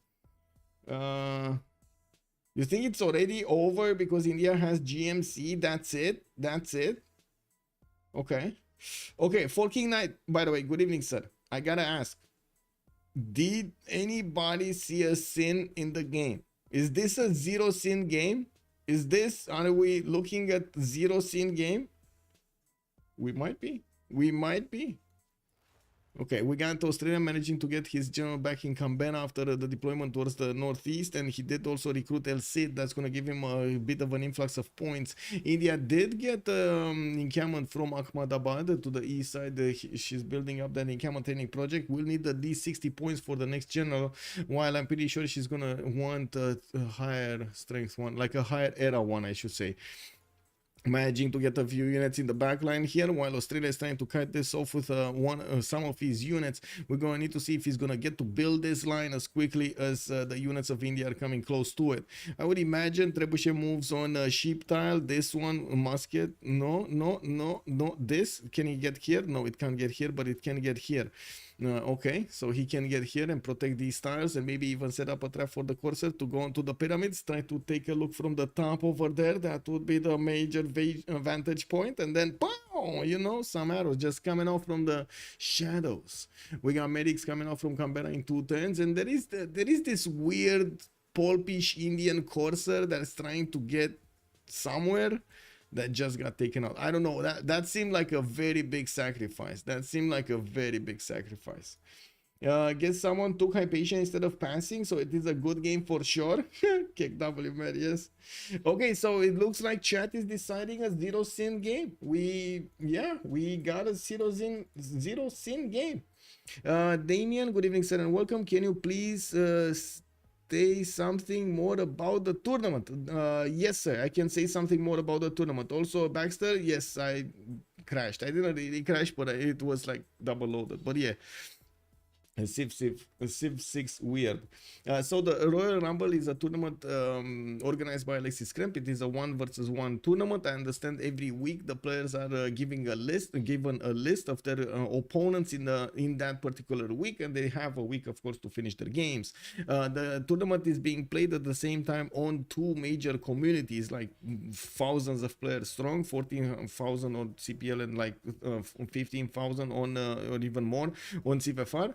I understand Alexis Kremp is accumulating, is like adding up all of the points to see exactly who's going to go into the next phase of the tournament. We don't know exactly what's the next phase of the tournament. This is kind of a secret from Alexis Kremp and how everything is going to play out. And we're still waiting for him to actually get all of those going. That's about it. I mean, we're right now before the final stages of the tournament, so we didn't get into the playoffs yet. The players are still getting points. And we got Paul going for industrialization in 2 turns, and that is going to mean quite a bit, actually. ChucK is going to see the extra production on Poolp and also going to know that she doesn't have that much science. We're going to need to see if the science she does have on India will give her the ability to actually get back to her own ballistics and even catch up on tanks. Because I'm pretty sure we will see Australia here try to take advantage of this. We do have India getting getting her coursers in the back line here. Going to get to pillage a few tiles only. I mean, didn't the outback stations give you like faith? Aren't all unique improvements giving you faith? Healing, not even faith, is just a farm. So all of these are actually just med packs. Whoa, that's a lot of med packs. Okay, med packs. Damien, do you want to know something in particular about the tournament or something, or can I share something? I'm not sure exactly what you're looking at. I guess someone took 2 horse die for nothing. Yes, that is quite unfortunate over here in Arafura Sea. Those were caught out of position. Australia did have a single crossbow, just a single crossbow that dealt the damage, dealt with the problem. Industrial zones finally coming out from India. Gonna have this +4 next to the mountain of Chennai, and in Delhi she's gonna get this +4 again next to the mountain. We do have also a few more traders coming around, and more of this culture is gonna be generated with archaeological museums. Seems like okay. We got a movement. Australia is actually not staying back home, especially with how much damage he's doing against these pikemen. He wants to get as many units as possible and put the pressure back on his opponent here. And we do have a few more builders on the east side. He did manage to get a military engineer to help him out and not only improve more of these roads, but also get some chops going. I do see quite an army of builders. And the ChucK got away unscathed. I guess a few pillages will happen. Like these Indian units will definitely take a pillage or two here. Looks like also they're pillaging Anshan with a boat. We got India with a galley just getting in there and pillaging. Oh my god, is he gonna get the other one also? No, I thought Australia is gonna finish that night, but it looks like the cuirassier just got discovered. That means he doesn't have a unit to actually send to deal with the courser. That's a bit unfortunate here. Yeah, I mean, are we gonna see this courser pillaging the second trader also of Australia being sent to Anshan? I think so. And look at that, just one pillage. And ChucK is negative in gold. This is a problem for ChucK. A problem that he's going to need to solve. On the other side, we do have him actually pushing successfully into the Indian defenses. And these guys, these Indian troops actually got caught in between the Mount Roraima and the volcano and some mountains in the south. We got Abu trying to scout out for them, and it looks like the Australian musket is just gonna let loose. He's gonna be let loose, man. He's gonna get onto that forest, and every day he's gonna just go and punch either the pikeman or the courser in the face. Nobody's gonna do anything about this. This is actually quite a trap. I don't know how these Indian troops actually got here. Shouldn't they just, you know, keep on moving to the south? That's quite a predicament. What are Civ6 actually? It's just a name. Good evening, sir. Basically anything in the game that you know it's a mistake. You know, anything in the game that actually really smells bad, you shouldn't do that. You know, you shouldn't do that. Some of them are actually gonna be we're gonna discover they're not sins, but some of them, like losing settlers, for example, unescorted settlers and so on, are definitely sins. So basically, Distoria, he sinned earlier. He did turn 13, unescorted settler, lost him the game. You see? Easy. Yeah? You put 1 and 1 together, you need to escort settler, no? Yeah? It's very difficult to get good amenities in a 1v1. Yes, does ChucK have industrialization? I don't think so. Oh, Poolp crashed again. Oops. Ouch. Oh, she's crashing at Congress. That's unfortunate. I guess we're gonna reload it for this anyway. He might plan to play tall. Yeah, he's playing tall. Yeah. Is there any reason why Australia hasn't settled any more cities? Shazak, good evening, sir. I'm asking myself the same question, and I usually the only reason that you would want to do that is if you rush technology and you want to get everything done by that time, and you know you're not gonna have time to get those extra 5 turns into like whatever turns they are into building another settler or 2. Okay. Getting back into the game, just give me a second.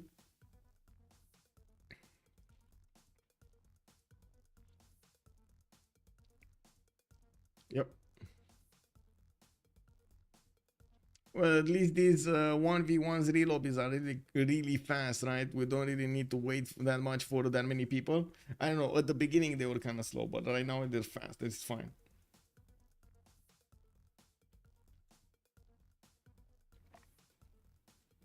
Hey, we're about to hit 30 likes. We're on 25 right now. We got 5 more and we're going into the game here. We're gonna need to see what we're gonna watch next. Not the double load again.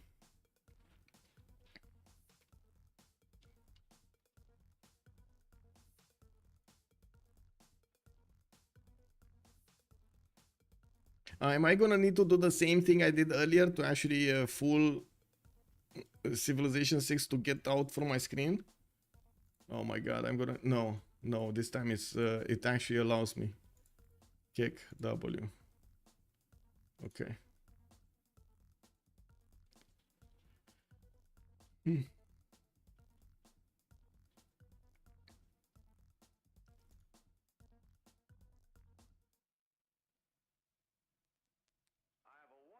And just as I say, man, just as I say that, we're actually rejoining quickly. Kick W.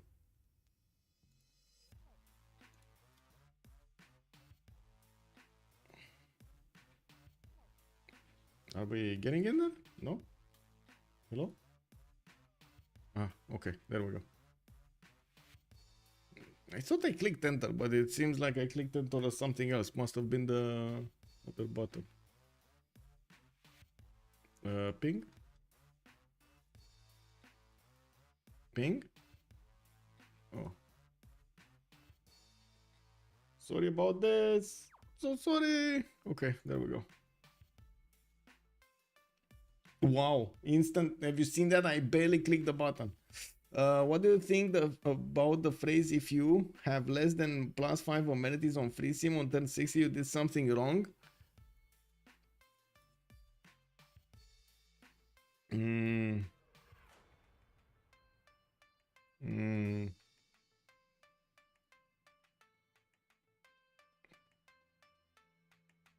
Yeah. To be honest, you're not wrong. You're not wrong. 1060 is a long time. You should have time to get those amenities up. Yep. Yep. I was thinking if it works in like FFA situations, but that should be actually quite easily, quite more easy, like a 4v4 situation. But yeah, you're not wrong. Plus 5 amenities, man, on free sim. You need to get them. But to be honest, things might happen wrong, not really because of your fault or something. Wait, we got ChucK disconnecting and Poolp disconnecting? Wait, what? They decided to do something that I have no idea what. Okay, they're reloading probably.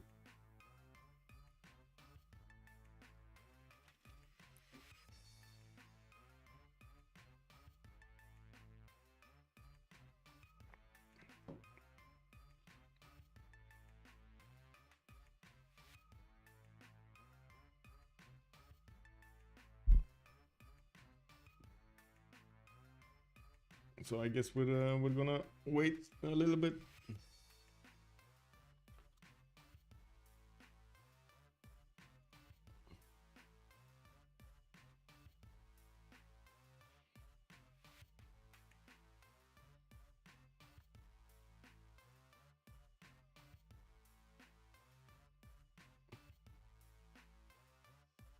Oh, we got a host on ChucK.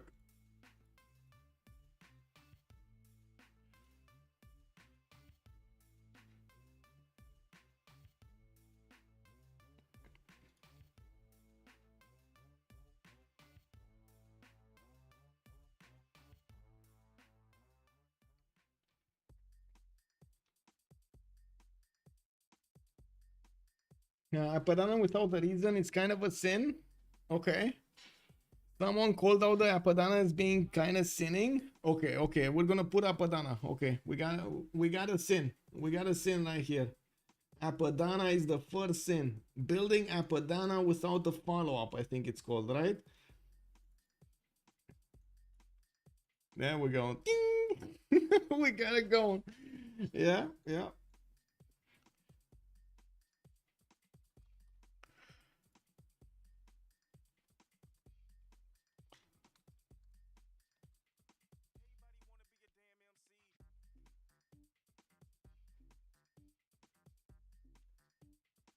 Okay, just waiting for Poolp to join. I understand she has some problems with her game or her PC or something, because she's always like after an hour, she's starting to crash or something. Sounds like a cooling issue, to be honest. If it's time sensitive, it kind of sounds like a cooling issue.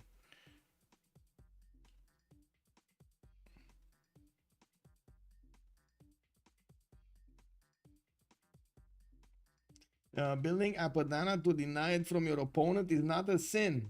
Yes, but this was not. I mean, who's denying what here? I'm pretty sure there was no Apadana on Australia anytime soon, right? Anyway, they're gonna need to remake that one turn with the same moves. And yes, I do notice that ChucK is still gonna need to keep going towards the Indian troops, while the Indian troops are gonna need to get back tucked into a corner here. We do have the Australian muskemen that also are, as you can see, very potent. From the northeast, Australia's army is coming to join the ones on the southwest. And yes, I do see again, we do have the Cuirassier actually taking the production phase instead of that night. And we do have the Australian crossbow trying desperately to get to the campus tile that India is pillaging, but it looks like there's no way he's gonna stop it. There was a boat here. The boat died in the between, right? The boat died in between next to Anshan. Yeah, he did manage to pillage a trader here or something, and then poofed. Oh, the lighthouse actually got pillaged. Okay. India gonna get a missionary, just gonna sit by. We got aqueducts coming out from Madurai. She's actually gonna manage to get those AGCC points over here.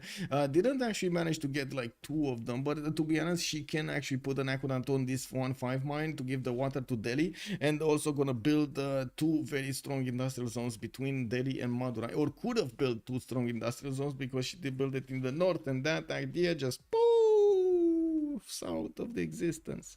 We're gonna need to see what I guess the next industrial zones are gonna look like. Rifling on the side of ChucK. Poolp is actually not very far away, even if she did manage to get into this.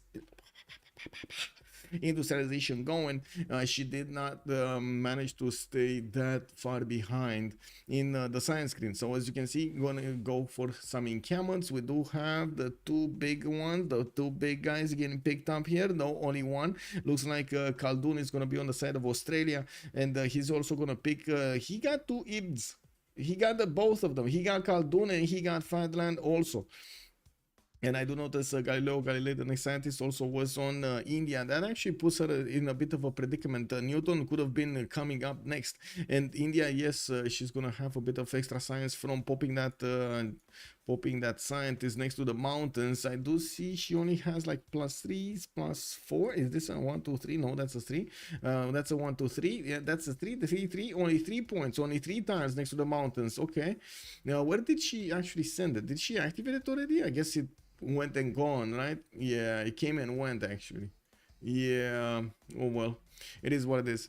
We got more settlers coming around here from Launceston, and I do notice that Australia is oh no,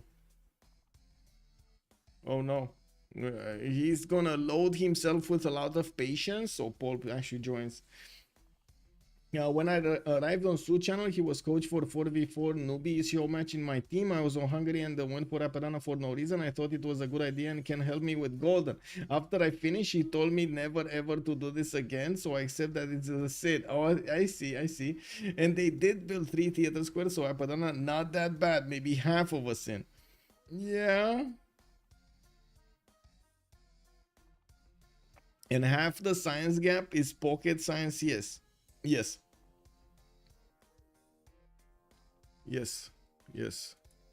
I'm very curious over here how John Curtin is gonna deal with the next 10. We do have the World Congress session coming up next 10, and we're gonna need to see what they're gonna do in this era. We do have still both of them in a golden by the looks of it. Monumentality Golden Age on ChucK. He's gonna get 52 fate a turn. That's actually a pretty strong monumentality. And we do have Gandhi here with Drums of War. Okay, Drums of War. Also, do you see the production difference right now? Whoa, 300 production points on Gandhi. So who won?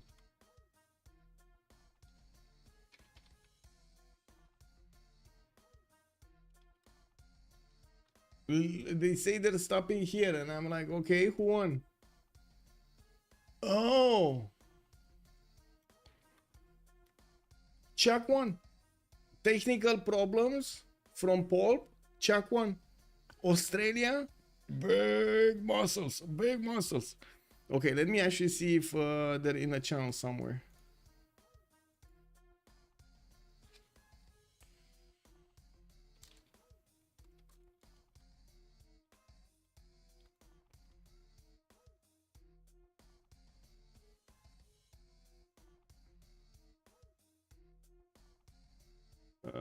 Give me a second.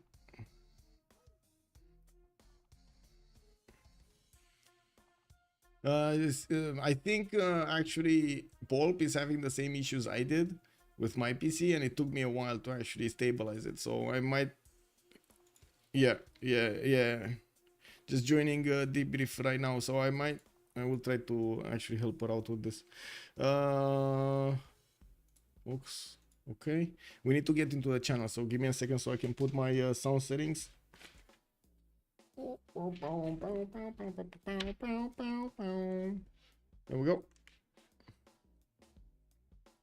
Et sur les tanks, c'est quand même. Après, moi, du coup, j'ai mis des campements partout et des zones indus. Du coup, j'ai de la prod plus que de la culture. Oui, Je oui. pense que la culture, une fois que j'ai nationalisme. Bon, c'est vrai que si ton timing c'est digger, tu vises pas forcément plus haut. Bonsoir. Hello. I'm sorry for technical issues. Yeah, no problem. It happens. I understand. Poolp did get a new PC, and unfortunately, these new PCs, man, I have so many issues with them. Like there's so many problems. It's like we're back in the 2000s, you know, when pieces just didn't mix together with each other. It's like that. My PC is too powerful for Civ. Big question, Poolp. Apadana? Yeah. Apadana? Really? I like. My stream said it's a sin. No, I think. I mean, I don't have a lot to do in my capitals since Yeah. I did a lot of settlers. I'm for pop. So just do that after good theater, Yeah, yeah. and it's cool. There It's was quite also a bit of some a. points for golden if I did it pretty early. So if I want late golden, also having a Padana is fine. That's all.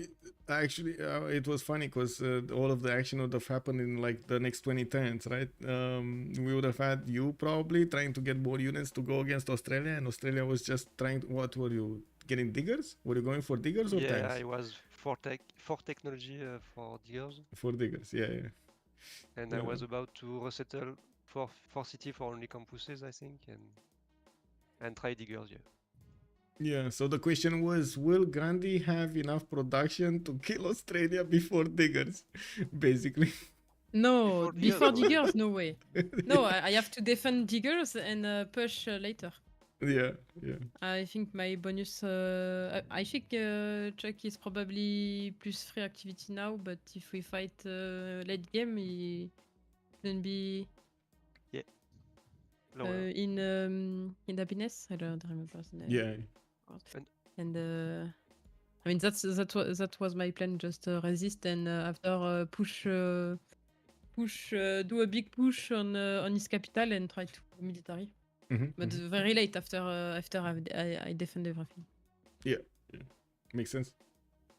And so we got two blue CS, and I managed to get one, but yeah, after that he takes the lead in science. But no track, but I got second turn hut of pop.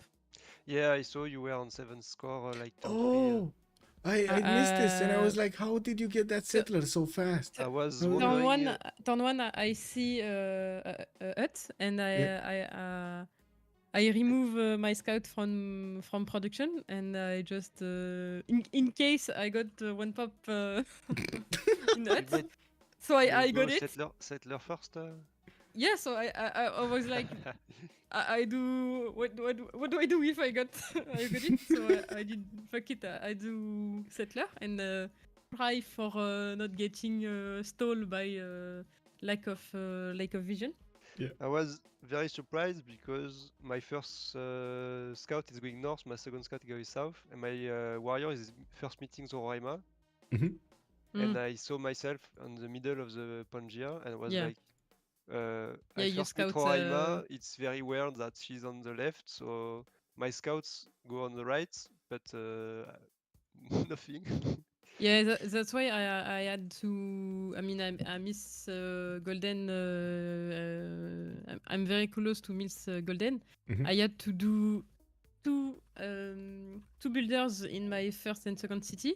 I had to chop one with one of the builders that just went out, then delete it and do the degree. I mean, the unique management of India step to one. get golden. So I deleted three. You lost a builder to the volcano, no? What? You lost a builder to the volcano. You used that one charge? No? I thought that was I used the one charge, I think. No, can't lose a builder to volcano. I was thinking like where you had a builder with 3 charges in Chennai, and then there was one improvement and still no builder. So I was thinking, okay, where that disappeared. Ah yes, that's the one I deleted. Oh, that's the one you deleted. Okay. Yeah. Okay. Yeah, I wanted to improve the volcano, but I was like, I don't have golden if I did that. So I mean, if I did scout the wonder, I got golden, but got baited by the pop huts. But I think it was fine because my second city I settled it on 2 turn because of Gandhi movements. Yeah. So it's fine. Yeah. That was like gold it's over 2 there. turn. I think I settled on turn. I mean, yeah, 7 or 8, something like that. Another question for ChucK. Why 6 cities? Because the other ones were like not great or Mhm. need a lot of improvement to be good. Yeah. So I decided to only play on 6 cities, which were good enough, and I have one trader for each one Mhm. easily. And now I was planning to go for 4 more maybe to only have a campus and stats. Mhm. And the Colosseum placement, was that just random somewhere to put it, or was that Yeah, because you kept forced there? Yeah, no, it's reaching like half of my cities, and Mhm. I think it's good enough without buying any tiles. Yeah, I saw The you didn't have price- any gold, like any gold. Yeah. The same on gold, Gandhi. gold is like a thing in 1 versus 1. You don't want to spend too much on not great tiles. Yeah, makes sense. Makes sense. And I see Catherine Magnificence is starting to get the first ban here. No, it was a bit joke, and also because I was fine to do a not useful ban at first to see what he's going to ban. I see. We're letting him lead. Yeah, and I think I mean I prefer first pick. ChucK won the conflict, but still have. You want a second? Yeah. Yeah. Yeah, he wanted second, so I was happy of that. And I don't like And- to go first pick because I think there is like 7 very OP Civ in 1 versus 1, Mhm. and I don't like to play. I Without like to knowing, play I them guess. like Yeah. yeah, maybe we don't have the same tier list of Yeah, good for Civ, me, but if you want my tier list, it's Macedon, Scythia, Poland, Vietnam, Rome, Trajan, and Gaul? Rome, Caesar. And the 7th is Gaul, which Yeah. was okay to let you, but you ban like one of my 6. Yeah, so- I banned Vietnam because I don't play. I don't play it. Okay. Okay. Well, thank you so Yeah, I much, took and I'm also, sorry I you took couldn't get it. also, To Zulu and Tamar on good and Nubia on good Civs. Yeah. But I know Tamar that's for me is the Shamra is annoying. best Civ, but I think it's like quite hard to play, especially in 1 versus 1. Yeah. So against someone I know is like good with religious Civ or Tamar generally, I will ban it. But I think against other player it's okay to let it go because you have But some you counterplays. play it, no? Yes. Yes, that's If I why want to be, I banned if it. I want to be very serious in 1 versus 1 and Tamar is open, I will play it like every game because I think it's the best pick for Yeah. city control. You are very defensive and you can play like a lot of play style, not only holy sides. The unique unit is unique also unit great. is very very good timing. Like you have a lot of possibilities. I agree. But I think you have some counter plays against it. So That will Silent. stay secret. it will stay secret. Okay, thank you for casting. Yes. thank you GG, for having me. GG, well played. And See I'm you, sorry we didn't goodbye. have a conclusion, like the Yeah, full ending, but sorry. it is what it is. Yeah, I can imagine. Have a good evening. Bye bye. Bye. Same. So there we have it. We heard from both Poolp and ChucK giving us the read about the game. Over here, you got your answer, Battle Cruiser. It was to go taller. Not that many good cities to go around. It is what it is, man. Maxing out that tallest empire. Well, we did have Ilya planning for the late game over there. She did knew exactly what she would need to take defense and when to defend. Not only that, but also when to try to go to for the offense against Australia here, trying to predict what would happen on both sides. Thank you so much for everything. Much appreciated for the follows. And I did also notice Dentrinox. Thank you so much for the follow. And Grams to the Meat. Much appreciated, sir, for for the resub with a Prime. We do have from Friday coming up the CWC games. I'm gonna update the list for the websites soon with all of the casters. They're still getting locked into their respective slots, and we're gonna need to see if we do have a game tomorrow to watch. Take a look at my Discord on using exclamation mark Discord, or I'm gonna try as much as I can to actually put update the schedule on the Twitch, but it's taking me a bit of time, I gotta say. I need to remember. But anyway, thank you so much for everything, much appreciated, and don't forget to leave a follow and a like over there on YouTube, and don't forget to also subscribe to the channel to get the notifications. Bye.